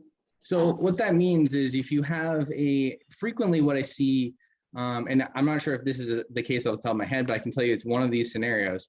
It's postings of revenue and expenses that usually are netted together. So what happens is unless you pull that activity out, say it's like a grant, okay, and it's receipted into an account that's designated for a fund balance. Unless this grant's 150,000, and you had 150,000 in revenue and then 150,000 in expense. again, I'm just using figures off the top of my head here, but unless I see that, right? And pull it out, basically your financial statements at that point are going to be, understated by that 150,000 in activity of expense and in revenue. Yes, they offset, but depending on what the size of the grant is and everything like that, that's basically what the comment's about, of just anytime you have a situation like that, showing the actual true expenses and the true revenues. So it's a very common thing that we see. And obviously it's something I look for all the time, but that's basically what that comment's about.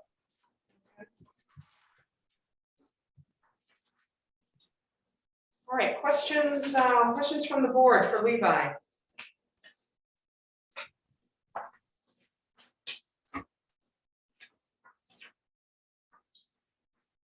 I've got a couple questions. So, and this is perhaps something we just need to discuss, with the town manager. It's that fund balance, sustain government activity for 4 months. That exceeds our policy. Our policy gives a range of 8 to 16% and or 2 to 3 months. So basically, Levi, what you do is you take that total budget, the eight odd million, divided by 12, and that's the monthly expense that you use. Yes. Okay. And I do believe that Rebecca had mentioned, and Joe as well, about using a good portion of it going forward because of that. So I definitely remember some discussion about using a good chunk of it. So okay, thank you. And thank you for pointing that out in the audit, because it's valuable information and it's money we don't have to raise through taxation. exactly. Let's see here.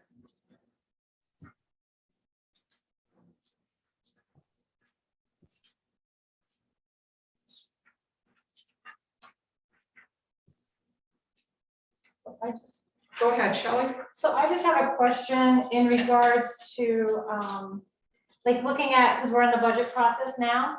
Yep. And I'm looking at your audit. Should our numbers under each section match what your audit is showing, or actual numbers for this time year? So I'm not sure that I understand exactly what you. It's hard to see without seeing it. Like, so for example, under public safety, it says total expenses, and that's on the statement B. Yep. The statement of activity. So our number for public safety, so total is different than that amount. I'm just trying to figure out how to compare actual numbers with the audit. They're different than the printout from the system. Yep. So they shouldn't be to much degree. So there's two possible answers for it. One is the adjustments, and whether, I think I just sent them to Rebecca the other day. So if you're looking at reports prior to that, they could be off by that. If it's not a substantial amount, most likely, then that could be one factor. Second is, it depends on our quality control departments. Sometimes things will get grouped a little bit differently, and that can always be tweaked. But sometimes you'll see a category off one way or another. And that's partially, if it's not detected in the review phase and it gets the, here, that's how you see something like that. But in total, the numbers overall, once you're account for the adjustments, should be exactly what would be on your financial reports. Okay, thank you.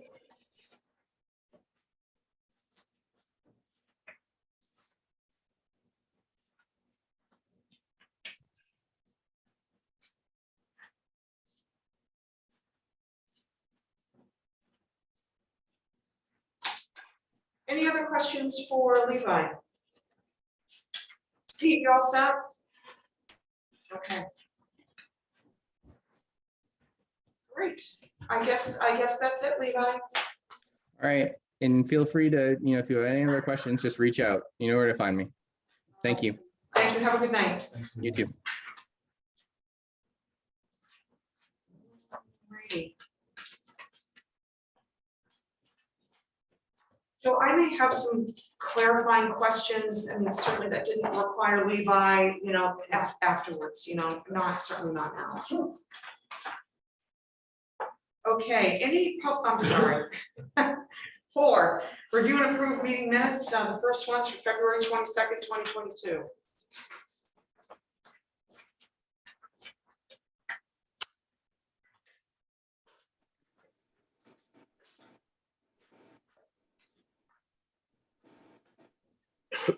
Madam Chair, I move the minutes for February 22nd, 2022, as presented. All right, Steve's motion. Shelley was absent. Second. Okay. Workshop. And Ethna seconds. Any suggested changes? All good. All right, Steve, your vote? Aye. All those, just raise your hand if you've got, yeah. Sorry, I was absent for the Workshop, yeah, that's right. Sorry. All right, Steve's vote is yes. We'll just take our regular vote. All those in favor? And Ethan will abstain. He was absent. All right, so we've got 4 in favor, 1 abstain. Next is the February 28th budget workshop. Madam Chair, I move February Board of Selectmen Budget Committee Workshop notes as presented. Steve's motion. Second. And Shelley seconds. Any comments, questions, corrections? All right, Steve, your vote? Aye. All those in favor? And that's unanimous.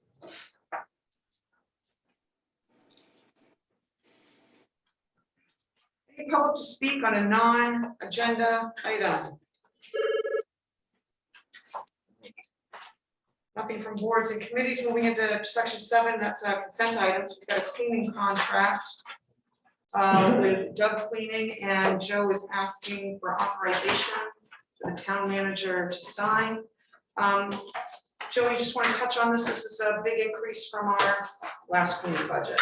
Absolutely, Madam Chair. So in summary, our previous cleaning contractor stepped down in December. We've explored some things internally, some alternatives, and we have this bid, which I think is a good bid. The pricing on the airport, as we talked about earlier, went up a few $100. It's up a little bit for the comfort stations, and as Madam Chair noted, it is up significantly in the town office.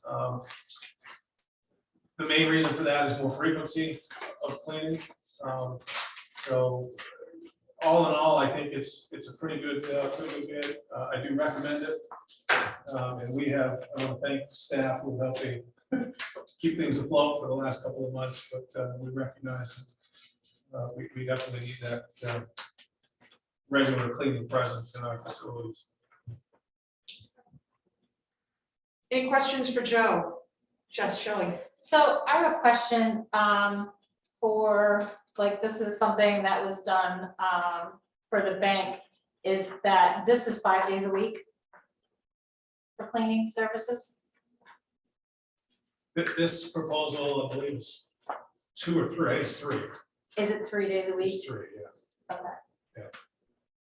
Because that's what we did on that end, but in the wintertime it was more because of all the salt and stuff, but. Any other questions? Great. I need a motion. We accept the bid, authorize Joe. I guess is that what Sign the I contract. signed it. All right, Ethan's motion authorizing Joe to sign the contract. Need a second. Second. And Steve seconds. Any other questions? All right, Steve, your vote? Votes aye. All those in favor? And all those opposed? Shelley, what was your vote? I will say aye. Okay, so we have 4 in favor, 1 opposed.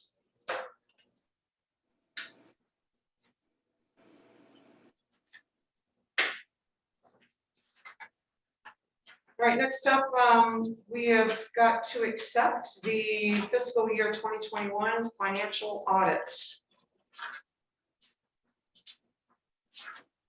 Make a motion to accept the 2021 fiscal audit. Shelley's motion. And Ethan seconds.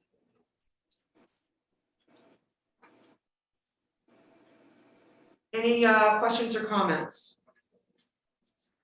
All right, Steve, your vote? Aye. All those in favor?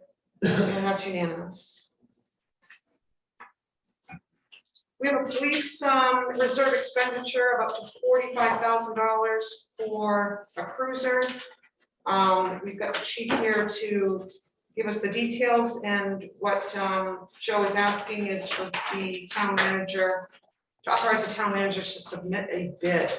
So, chief, what have you got for us? Okay, you all have the information, right? The window sticker and everything that's been put inside it, and okay.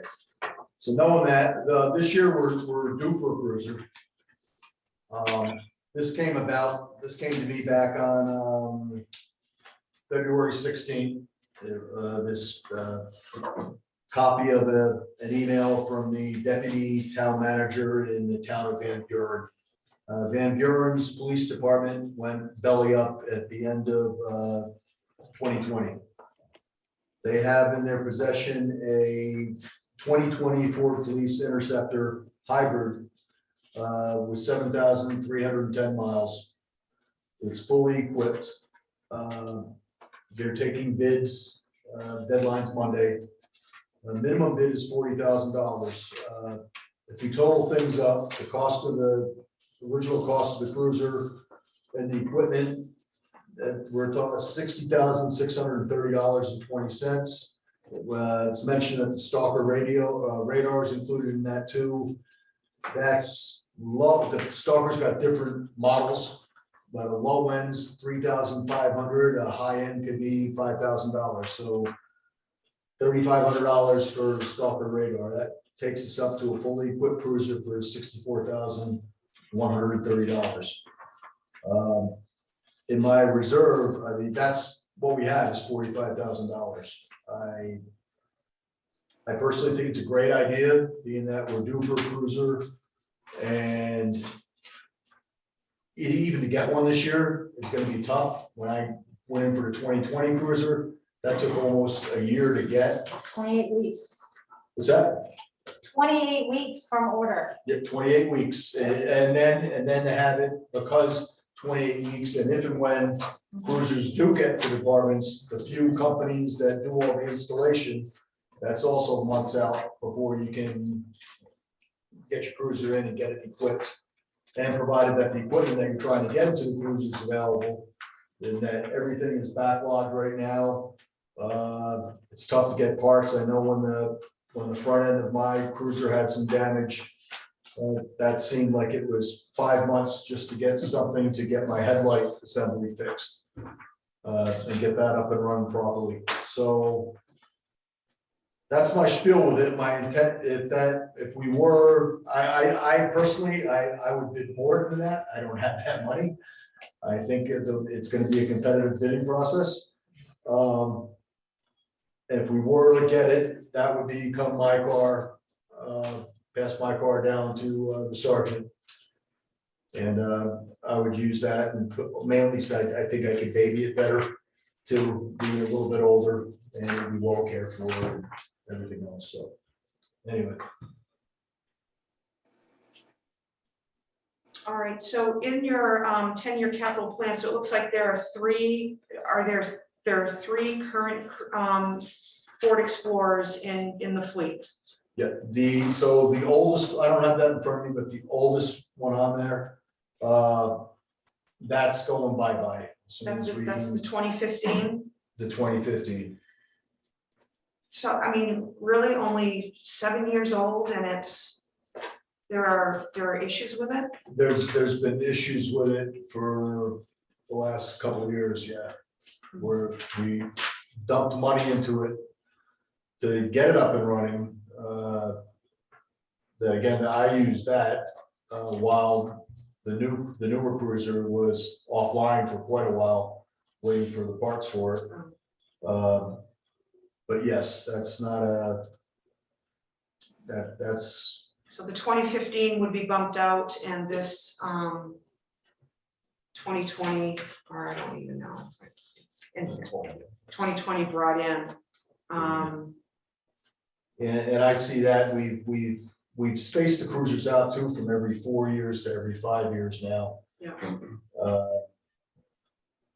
So I could see this one going a 5-year stretch. Shouldn't be an issue. Yes, Shelley. What's the mileage? It's only 7,300 or so. No, I meant on the one that you're gonna replace it with. I don't know that offhand. I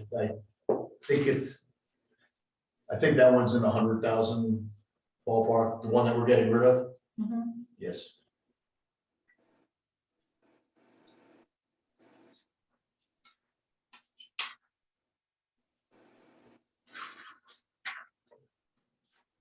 All right, any other questions? Steve, have you got any questions? I know, Madam Chair, but I do want to comment. I think it's good planning on our part. My concern is with the limit of $45,000 and opening bid being 40, are we even in this game? You know, we've never been on a cruiser before, you know, I don't know. So I'm coming for guidance and anything else you guys could offer me because it's not my money. Yeah. And I just know that there's only 45 sitting there and 40 is the minimum. And I'm not sure 45 will do it. If there's a way to go higher, it would still be quite a cost saver over a new cruiser trying to get it equipped, plus the time saver. Madam Chair, Yes. what's the market for the vehicle, the 2015, when you bump it out? Is there going to be any money we can recoup from that? Good question. I- Any answers? Not very much, Madam Chair. Maybe a couple of thousand. Would we put that out to bid per policy like anything else that we have? Same way we do with snowmobiles and we phase them out and such and such. All right, I'm sorry, Madam Chair. Go ahead.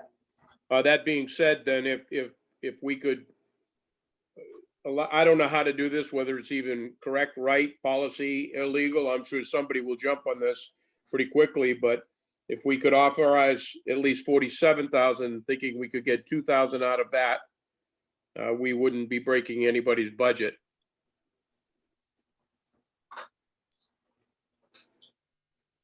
Thoughts on that? Shelley, you got your hand kind of up? I do, because right now used vehicles are like in huge demand right now, like they're calling us left and right. I had someone call about my son's Ford Focus.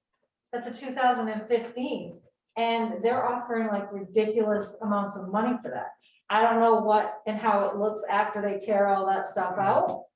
But I mean, I think that if we take $2,000, we're crazy. Because like I said, dealerships are asking for cars. Go ahead. Steve, you have a follow-up comment? And it's a hybrid. No, this new one. The new one's the one we're It's a looking hybrid, at. that's-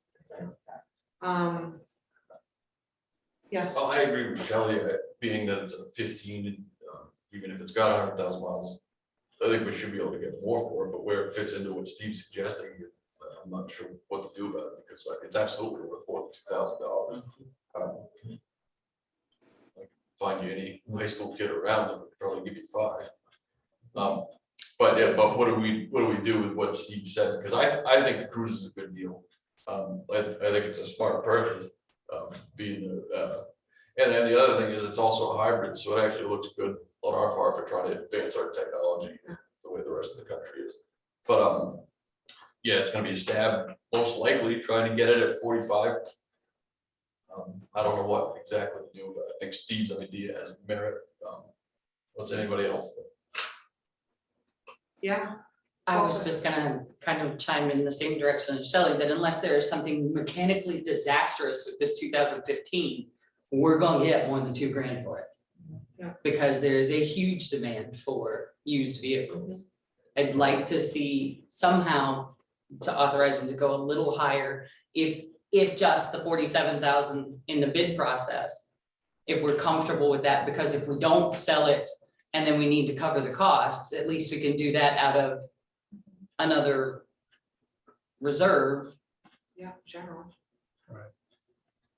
So, I mean, 50,000, 50,500 in case someone else bids 50,000. I got a suggestion. Yeah. Madam Chair. If the chief doesn't mind hanging around until later on in this meeting, would you want to blue book this thing real quick and see what the market value is? So we have something to base it off. Of the.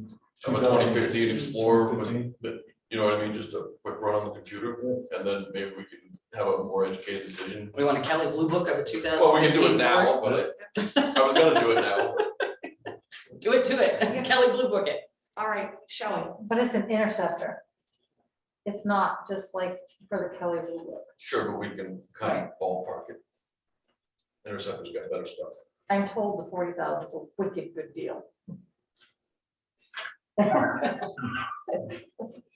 So it looks like the board, so it looks like we have a consensus amongst the board that we would like to authorize more than 45,000 for a bid, and if, you know, if we get an idea of, you know, maybe what, you know, when we put this, this interceptor out and we can request a minimum bid amount and see what we get, you know, that's, it wouldn't be money we'd need to raise. And actually, we've got enough in the general reserve to transfer where we wouldn't have to raise this at all through taxation. Right. So what are, you know, what are your thoughts? So Chief, what would be, you know, I mean, just give us your wish and we can be like, ugh, no, can't do it. I mean, you thought, if we look at depreciation thing, there's not even a lot of depreciation in this. It's been stored in the garage. It's got 7,000 miles, other than the years and Yeah. whatever. I think it's gonna take us over 50 Okay, to be in there, and I also agree with whatever we decide on, that we make it an oddball amount. Oddball If amount, it's yeah. 55,000, make it 55 and 1, just for that person that might put in the $55,000 bid. yeah, I agree, like 55,501. You know, usually when I'm buying something for myself, it takes me months. I look at every single Yeah. car option from here to California and try to figure things out, but. Yeah. A $55,000 bid might be enough to get it. Go ahead. I have an answer. Okay, So a Ford Explorer, the lowest options model, the entry model, 2015 color blue, in good condition. There's 2 tiers above that. Comes in at private party value at $10,000. That's what I thought. And so this wouldn't be, it would be a little less, it wouldn't be good condition probably. Well, there's good, very good, and excellent. So I figured it was probably in So good it's condition. that bottom, yeah. And then there was one below that, which is fair, and then there's 4 below that. I mean, and this is a vehicle that with minimal options. I don't know.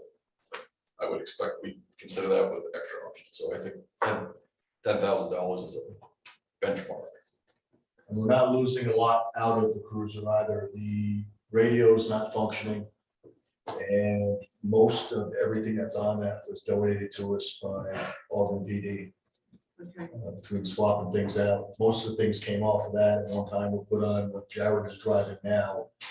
And I had gotten freebies from Auburn that were put back on that, so that I had a vehicle to drive while the new cruiser was redlined. So, Madam Chair, I have Yeah. a policy question. And I know that different departments have different lines in the budget and such. But is there anything that says this vehicle has to be put out to bid and can't be used in the trade process for another town vehicle in another department. No, I think we deem whether, past practice has been, well, we deem whether the vehicle's useful in any other department, and if not, then it's. So what I'm saying is if Public Works needs a new F-150, or the fire chief needs a new pickup or whatever, can this Ford Explorer be used in that line to get the best value out of the trade? I mean, to get another way of getting the value out of the vehicle besides the bid process. I guess we'd have to have the town manager just kind of look through I'm that just and, curious about. yeah, and see, I probably think get I back. think we could do that. Yeah, we'd have to account for it on our end to show, where that value went. Yeah, I mean, it would, And and the I would, fire chief doesn't need any more trucks. He said so at the last meeting, he's I good. was there. except for his new one. But yeah, I would think if something could be taken out of the capital plan for a future purchase, rather than adding another vehicle to maintain, I could support that.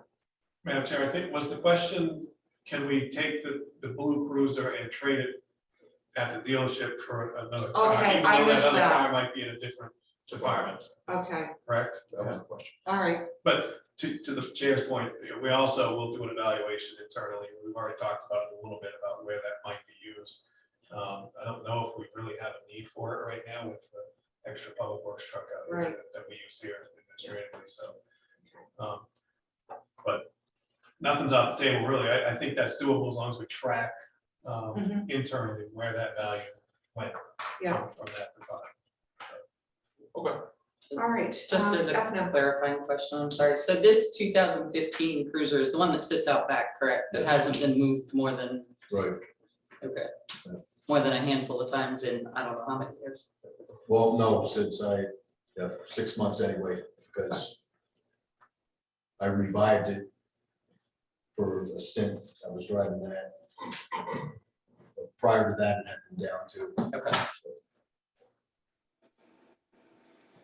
All right, so we need to make a motion to authorize the town manager to submit a bid of a certain amount that the board of selectmen need to agree on. It was Steve's idea. Why doesn't he come up with the first number? Steve, did you hear Ethan? It was your idea. What do you have for a new number? Well, I don't know. The number I believe is the smart thing to do is what Chief French said, but I don't know where the money's coming from.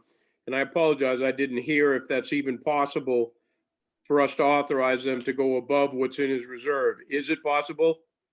Yes, you could use general reserve funds if you'd like to make up the difference. I move up to 55,000. Second. Let's make it an odd number. Let's make it, not even like that. You want like 55,100. For $1. Yeah. No, Chief French will kick that in. I will. Out of your supplies. $55,000, $55,003. How's that? $55,003. Can you amend your motion accordingly, Steve? Absolutely. All right, so Steve has agreed to amend his motion to $55,003. You okay with that? I will re-second. Okay, and Ethan, re-seconds. Any other discussion? All right, Steve, your vote, Aye. and those present, all in favor, and that's unanimous. Okay.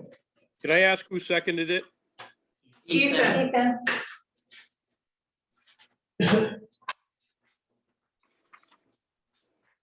All right, screaming right along here through the agenda. We've got a resignation from the budget committee. Cash Ely, you can see the email chain that he is just can't carve out the time to attend meetings. Is it necessary that we accept this resignation? I think it would be good housekeeping. Okay, so I need a motion to accept Cash Ely's resignation from the budget committee. Motion to accept Mr. Haley's resignation from the budget committee. All right, Ethan's motion Second. and Shelley seconds. We'd like to thank Cash for his participation over the years. It's been greatly appreciated. Steve, your vote. Aye. All those present, those in favor, and that's unanimous. We have 2 requests for appointment for the budget committee. First is Colin Madrid. He has a, it looks like it's a 3-year term to expire 6/30/2025. And I need a motion. Motion to accept Colin Madrid's request for appointment to the budget committee for a 3-year term to expire on 6/30/2025. All right, Ethan's motion Second. and Shelley seconds. Questions or comments? Just double checking, he is a resident, right? That is a requirement for this position. Yes. Grandview. No, Blue Lake Road. Oh, I'm sorry, off Blue Lake Road. Chris Ellsworth. Ah, perfect. All right. Steve, your vote. Aye. Those present, all in favor? And that is unanimous.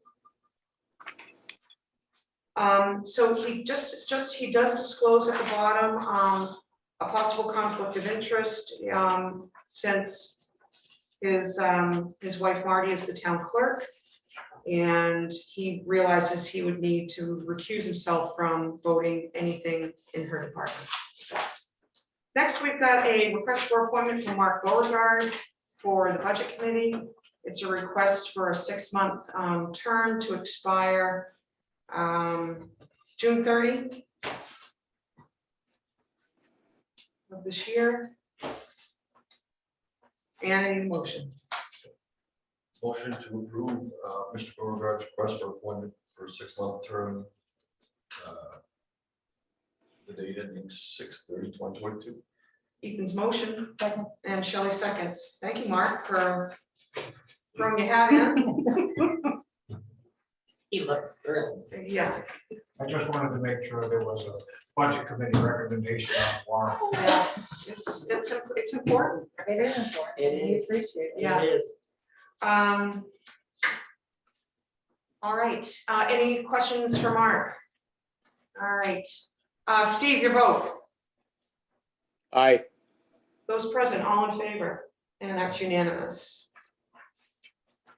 For the ordinance committee, we've got 2 requests for appointment. We've got Lee Libby requesting a 3-year term ending 6/30/2025.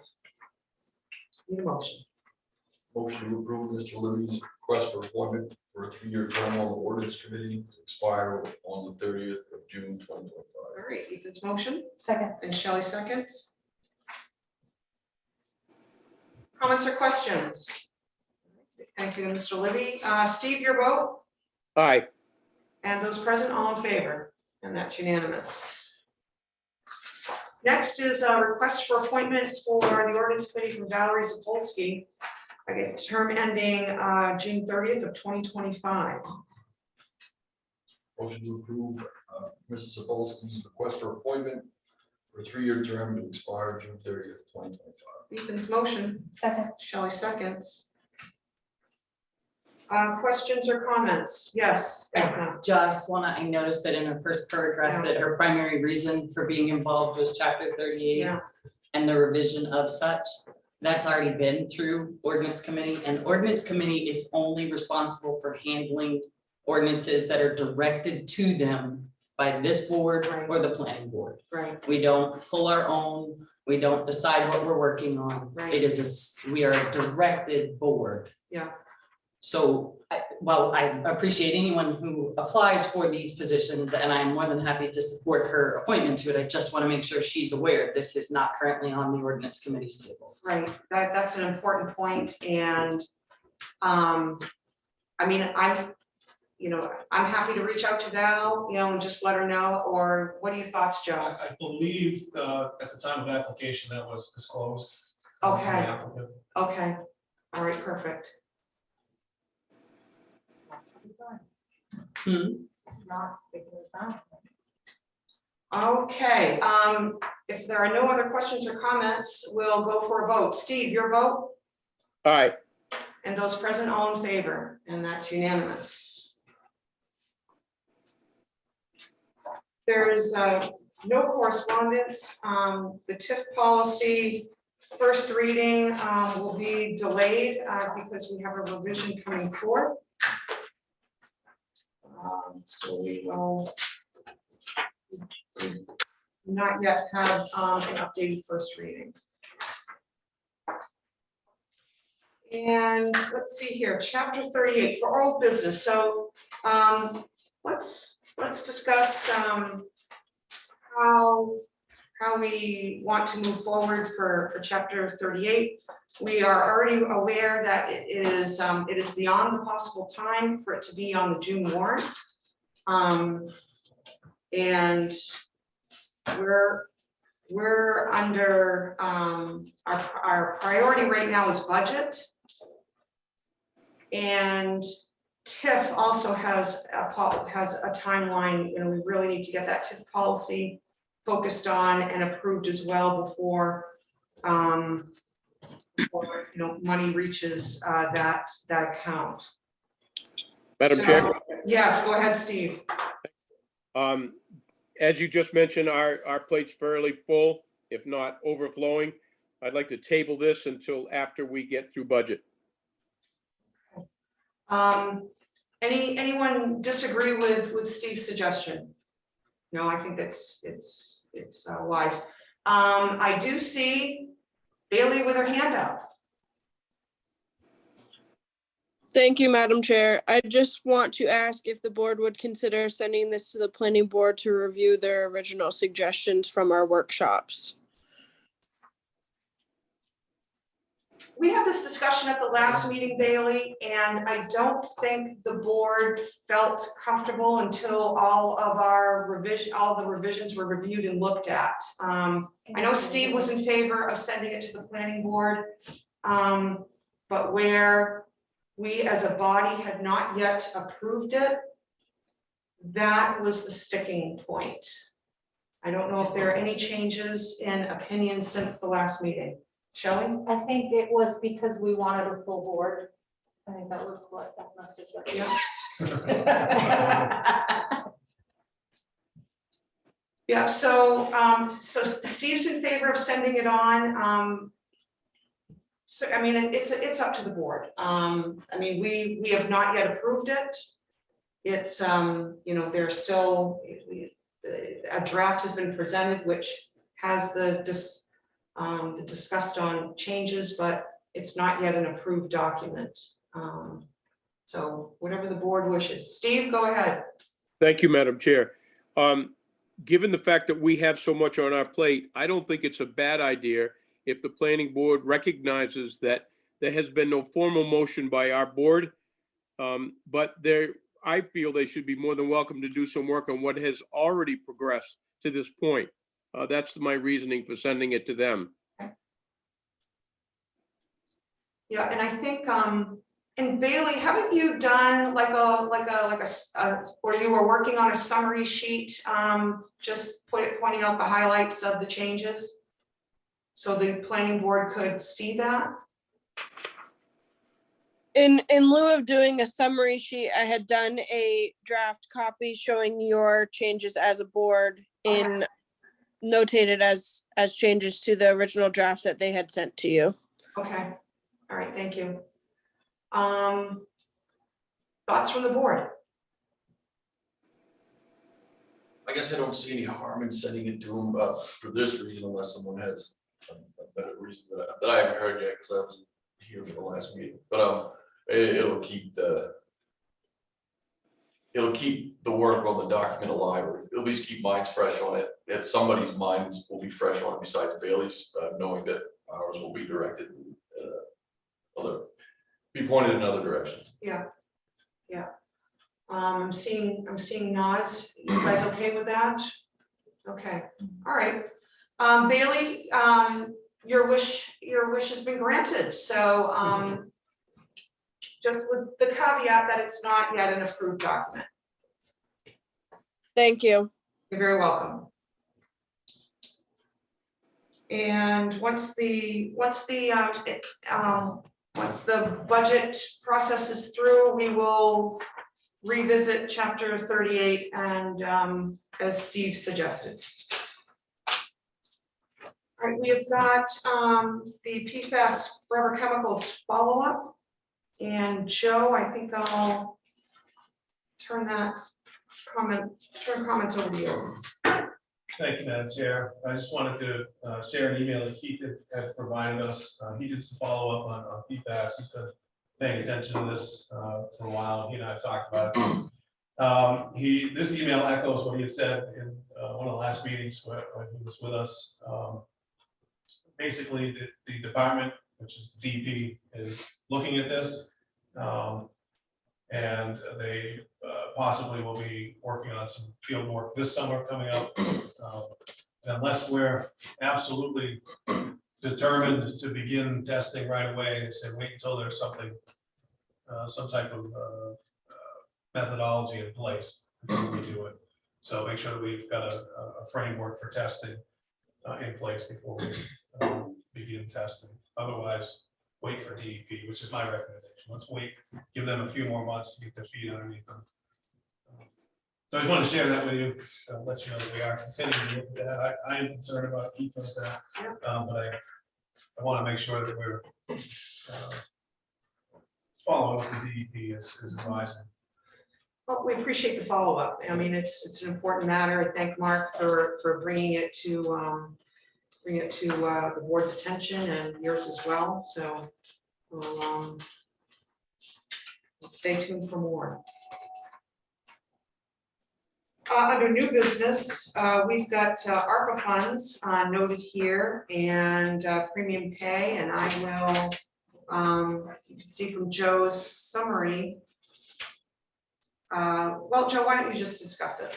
Sure, Madam Chair. So it's just under 50,000 total hours that were worked for the period of mid-March to the end of June. So March of 2020 to June of 2021, that was the declared state of emergency. Marty put those numbers together for me. She went back and pulled numbers from eligible employees. So that doesn't include anybody that doesn't work here anymore. It includes firefighters, all full-time employees, part-time folks at the transfer station. Does not include me. There's a threshold, medium income threshold, which I think in this county is about 51,000. So anyone that makes more than $75,000 per year is ineligible for use of premium pay. I, as part of the overall matrix of what I proposed to you in the budget, I thought that this would be kind of a nice thing for the town to do for folks who are working during the pandemic. And working is qualified as being in person. So if somebody was remote or on vacation, these hours don't reflect that. You have to be at risk, so to speak, or in person. So whether you're in the office or in the field with public participation or with coworkers or wherever it is, you have to have human contact to qualify. So this is part of our first installment of ARPA funds. I think we have roughly 61,000 in each group. 61,000 is in our account now. We received that several months ago now. So I figured to use, I'm suggesting that you use up to $50,000 of that, which would equate to almost $1. Use $1 as a round number, $1 per person. So multiply that times the number of hours. It's nothing I'm asking you to approve tonight. This is something that would go to town meeting. I've talked with MMA legal about it, and I've run it by our own council because of the complexities of this funding mechanism. They really strongly recommend that we bring it to town meeting. Now, town meeting won't have a listing of employees' names or anything. You'll have a warrant article that I've drafted up that says, do you wish to use first round of ARPA funds for this purpose? So that's really what I'm looking for tonight is direction from you. I strongly recommend that we do this. Looking for direction from you to prepare a warrant article to that effect and put it in the draft warrant town meeting. And just to give a little bit of a bigger picture here, a number of towns are doing this. When this was first tossed around, it was thought of just giving, a flat amount, depending on, position or supervisor role or whatnot. But then I think, Joe, you had a conversation with the Greenville town manager, I did. whose approach was to really really get this narrowed down, and a big thank you to Marty for figuring all of this out. So just a little bit of a expanded view of the methodology. Anyway. So I'm looking for direction, Madam Chair, to prepare a draft warrant article and place it on the warrant. All right, any questions from the board regarding this? Just a housekeeping question. How is it administered? You got everybody a check after you do the math? Correct. Yeah, there's a table that Marty put together. It's got all the employees' names and the number of hours worked. And it would just be multiplied by the dollar. So as you might imagine, some folks who are full-time worked a little over 2,000 hours, and that's longer than a year span. And then there are folks, firefighters that might have a few hundred hours or something like that. So just give you some idea of the scope of it, what it might equate to for certain employees. Any other questions? Concerns? All right, so hearing none, then we need a motion to ask the town manager to draft a warrant article for the 2022 municipal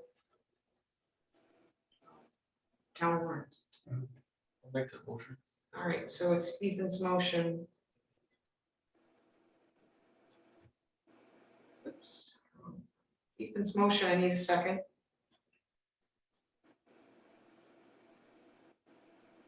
I'll second it. Steve seconds.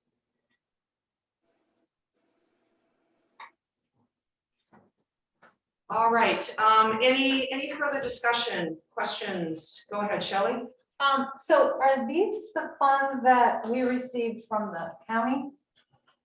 No, Madam Chair, these are funds that we received from the federal government. So the total for Rangeley was around, somewhere around 120,000 in total. We've received half of that already. It's in our account earning interest right now. So these are ours to do essentially what we wish to do with. There are a list of caveats that we can do with them, and subsequently, I do have the intention of meeting with you and talking to you about what we might do with the balance of this. But I knew that this was something that had some popularity and wanted to get this kind of across your table first. But for the balance, I think we should talk about other eligible uses. But this is federal. These are federal funds that the town accepted, that the board accepted on behalf of the town. So the county has its own allotment of funds, which is in the millions. I think it's close to 5 million. If I think we'll be on that, but it's close to that.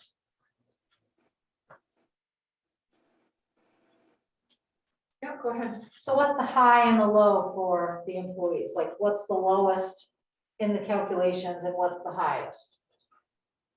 So the calculations are pretty simple. The highest number of hours worked. So that the formula is number of hours worked in that period of time times one. I'm using $1 Right. as the factor. So I think some of those folks who might have worked overtime had maybe $2,400 hours ish, somewhere in there. And then there are other folks that were on call or part-time that may have had 200 or 300. So the range goes, from there. There are some folks, closer to the middle too. But full-time employees, Madam Chair, you could expect to be, the 2,000 to 2,400 hour range. Sorry, so. Yeah, keep going.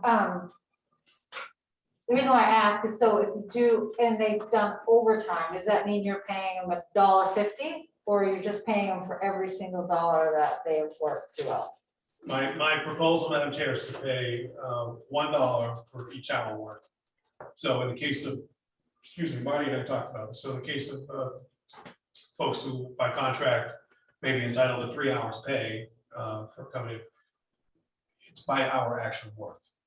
So, But in the seat. yeah, the time that you, so this is why we talked about it, because it's based on the time that you were actually exposed to the risk. That's why we calculated it that way.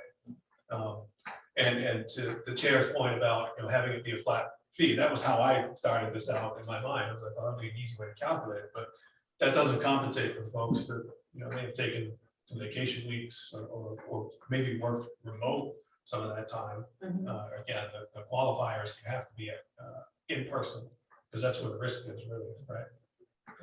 Great. Or the risk was. This is retrospective, and it's allowed to be retrospective. Ethna, Mark, I'll get to you as well. Sorry, I think I thought that through in my head. Okay, you're all Did set? we ever close the town office? So that you weren't in contact? Wasn't there a period that the office was physically closed, Close to the public. which would be your exposure? So does Right. that hours, Where does that employees- time get pulled away from? You see where I'm going? Yeah, I think so. So it's like, well, if we're open but closed to the public. You weren't getting exposed. So while you were here, I mean, if it's based on your actual exposure to the risk, if you weren't open to the public, you weren't exposing yourself to the risk. Well, So I just wanted to know if that was calculated into these.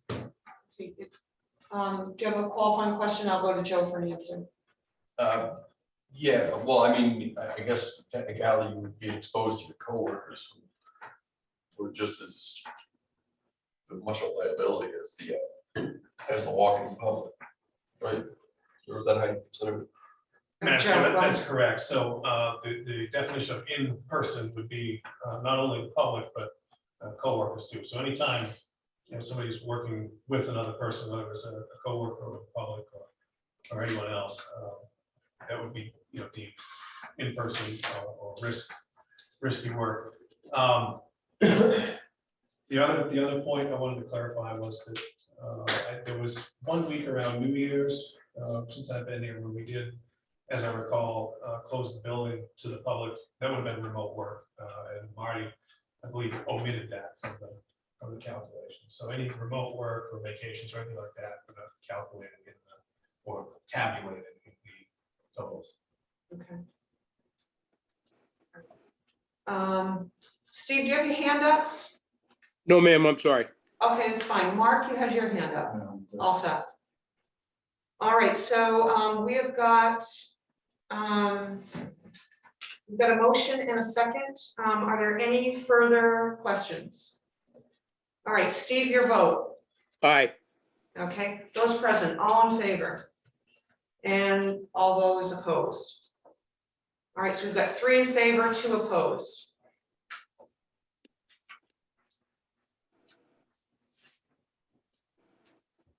All right, moving on, we've got under new business, the 2019-20 tax lien foreclosures. And Joe's got an update since some payments, a couple of payments have been received.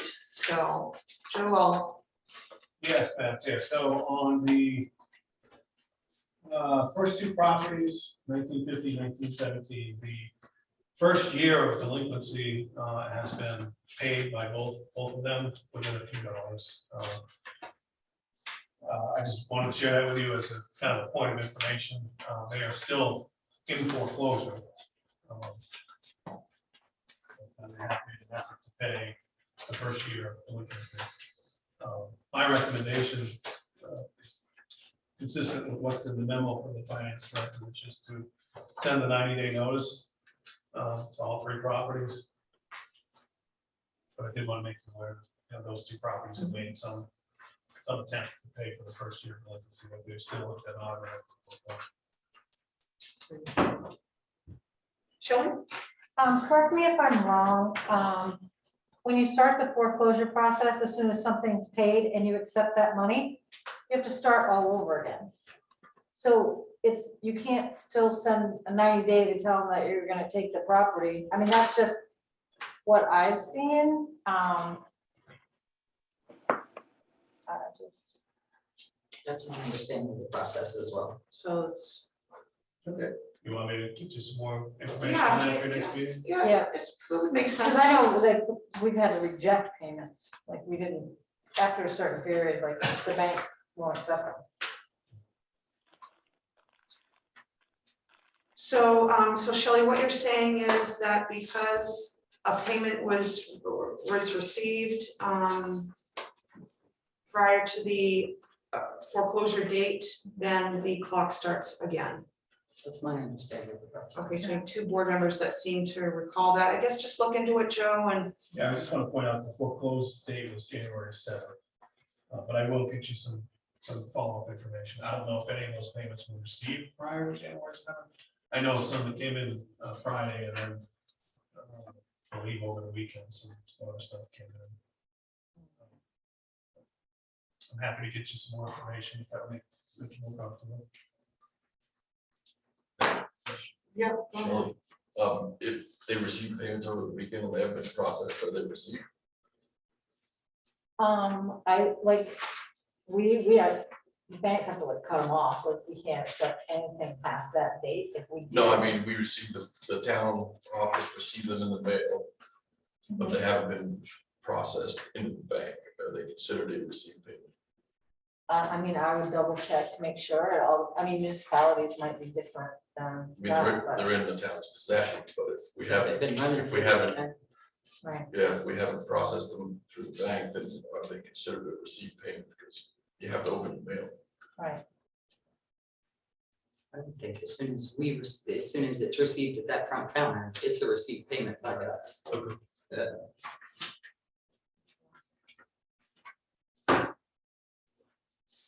So Shelley, just to get some, are you saying, so here we have on this notice of intent to sell, we've got a deadline of April 7th, 2022. So are you saying because they had made that payment prior to that date, that the timing starts over?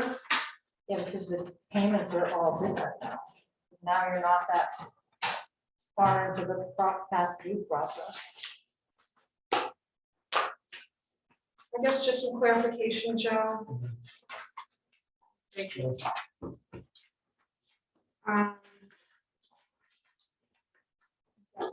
Go ahead, Shelley. Then on another note as well, when you send the liens, you do them bank certified requested.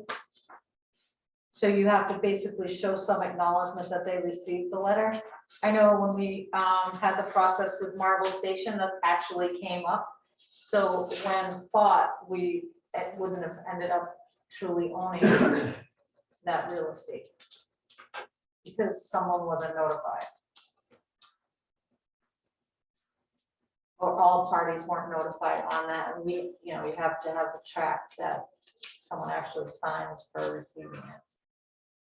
So the fact, That's what came up last time. yeah, that's, so the fact that, so the fact that the certified letter was sent doesn't suffice unless the read receipt comes back signed. That someone actually physically received it. Because I know in all the files I've seen for that, there's copies of that with it. Okay. Yeah, because I think with Marble Station, they claimed they didn't know or didn't receive. Right. And they have some kind of recourse. I'm not an attorney, but that's what I've seen. All right. Any other qualifying questions for Joe? All right, so we will bump this to our next agenda.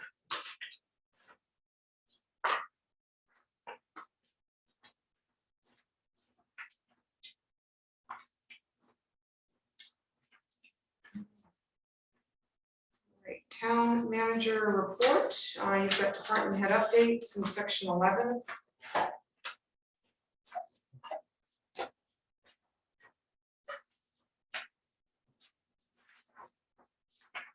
And then a broadband update, Joe, if you wanna, Absolutely. yeah. So everybody knows by now, we were successful with our application for the NTIA grant. Essentially, that means there's no cost to the town. NTIA will pick up majority of it, and CCI, under the brand name Fidium, will make up the difference. So there'll be no need for us to have a local corporation. So I do have information that the build out is expected to be done next summer, by next summer. So a point of information I can give you, this is a small one, to see if we sign the AP. And we've paid our share of the front end work on the local corporation that we agreed to pay through, pay to Dallas's attorney, $171 or $2, I think. That was split 4 ways amongst the 4 entities.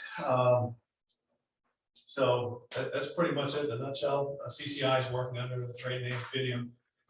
So you go to fidium.com. That's their new brand.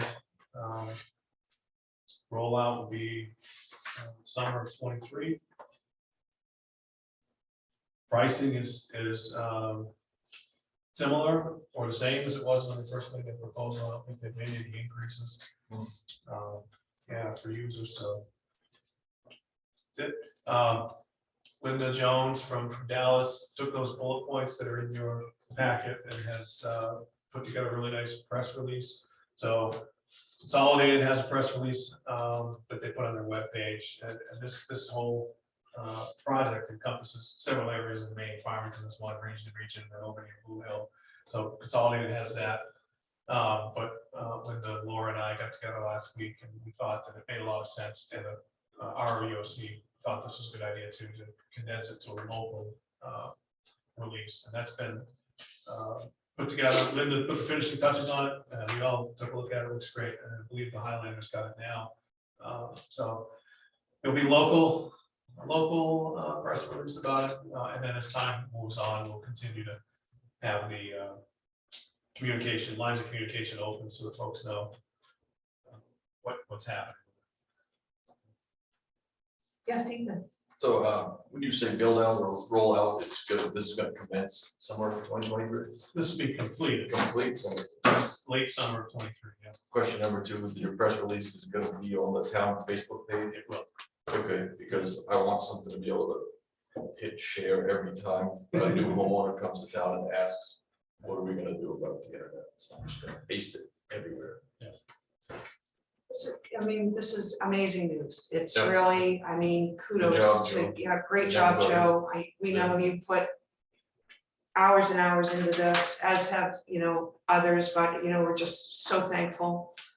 I know, yeah, go ahead. Yeah, I want to say this, when Joe was first hired, I sat down with him in his office just to do a little run through, and hadn't seen him in a while, and tell him about a couple of things that were really important to me. This is one of them, and he said he intended to get all over it, and he was passionate about it, and did what he said he was going to do in conjunction with a lot of other people, and I'm really pleased with it. And big thank you to Steve, who, was a part of those broadband meetings, just a lot of time over, year or more. So, thank you, Steve, for, for being there on behalf of the town and the board, and, all of your contributions to the project. Shelley. I'd like to also give a shout out, while we're shouting out, is to Kate Williams Yeah. and Laura Reynolds, because they started this before we were even a committee. Yep. They were fighting for broadband. So those two have been a part in contacting the companies before, like I said, before it even was a success. So they've done an amazing job. No, and just a little side question, Joe. We had talked about asking them to remove the old cable lines. We had that old cable reserve account with it. did anything come of that or no? I don't think we ever worked that into the It's- conversation. it's- yeah, That it- doesn't mean that it's a dead issue, it just means that Okay. we never got it in there, just didn't work out. Didn't seem like a right time to. Oh, no, I mean, because it would have been very presumptuous, I mean, but we've got that money in that cable reserve, you know, and, Shelley? I think it was just gonna cost too much money, that's why no one's saying anything about that line being for our old cable channel. Anyhow, all right. So just amazing news, and given how competitive this was. Calendar. What is DOT thing? Oh, Maine DOT. Thank you, Ethan. All right, I'll turn this over to Joe too. Thank you, Madam Chair. I'll try to be brief. I did want to let the board know that a couple weeks ago, Keith and I, Jeff Crowe and Darrell was in the Zoom call, met with Commissioner Bruce Van Noten. He actually came and sat where Ethan's sitting now, came two rangers, spent almost 2 hours with us, he and Dale Dowdy. And I had the opportunity to expand on what I talked about with him the day we were in Madrid. I had a 30-second conversation with him. And I spent almost 2 hours talking with him, we did on Friday, a couple weeks ago. So he introduced us to the suite of planning initiatives that are there, planning partnership initiatives, the one that I intend to bring something back to you related to that here shortly. Jeff Preble and Keith and I met this past Friday here in this room, try to refine the scope of that. So the approach is still roughly the same. It's a workable piece in the closet, but I don't want to lose sight of the entirety of what's in the plan, the downtown plan, the town plan. That was the encouragement from the commissioner was, don't sell yourself short. There's a lot of grant money out there right now. So that was a very good meeting, and I intend to bring something back to you in terms of planning partnership initiative. And Keith and I and Jeff and others have put that a fine point on those things. I'll bring it back to you. It's great. Any questions for Joe? Thank you, Joe. Now, touching base on the calendar, we've already scheduled our budget meetings through the 21st, which is the due date of our budget. I don't think there's anything else calendar-wise, Joe, that we need to address. Is that right? Just the budget meetings. Okay. Joe, anything under other business that you wish to bring up? Not that I can think of now. Other than that, we have got an executive, select board communication. Ethna, do you have anything to bring up? Okay, Shelley? I do have a couple things. So I noticed, and I know that I've asked this before, and I'm not sure if I got the answer. When one of our firefighters drives the ambulance and something happens, where's the liability? So basically, if they're driving and it crashes, is that with the ambulance? Is that, and someone gets hurt, is that on us? Does that make sense? It does. It's almost like letting a kid drive your car. That's not your kid. And they get in an accident. I'm throwing that out there, like, because you've got so many different things, but that's one question I had. And then the other thing is, could we get Daryl to follow up? I know the economic development team has asked him several times, and he was gonna get you a list of the grants that has been referred by him to the town. And then it would be nice to also have to present to the taxpayers that list, in addition to what the town employees have gotten on their own.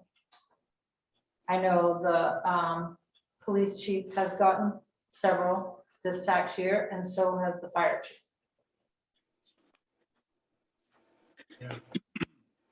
Good PR. Yeah, I think they're Madam Chair, I think a lot of folks, I know Tracy and Bailey and others have also been successful. Yeah, with grants in the right. last year and a half, Yeah. So it's great, and I encourage that and thank them all for that. So I'm Yeah. happy to get that information from the board. That would be great. Thank you. Is that it, Shelley?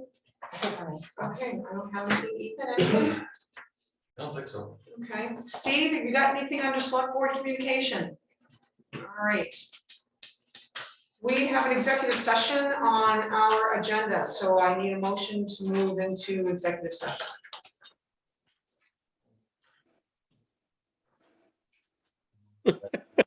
So moved. What are you guys doing over there? Oh, they're writing down notes, so we need the full thing. I'll make a motion that we move into executive session pursuant to MRSA Title I, Chapter 13, Subchapter 1, Section 4056D for the purpose of discussing the union labor contract. Second, All right, all those in favor? Steve, your vote. aye. Okay, so that's unanimous. It is 8:03. 3. All right, so we are out of executive session, and there are 2 memorandum of agreements between the town of Rangeley and Teamsters that we need to make motions on to authorize the town manager to sign.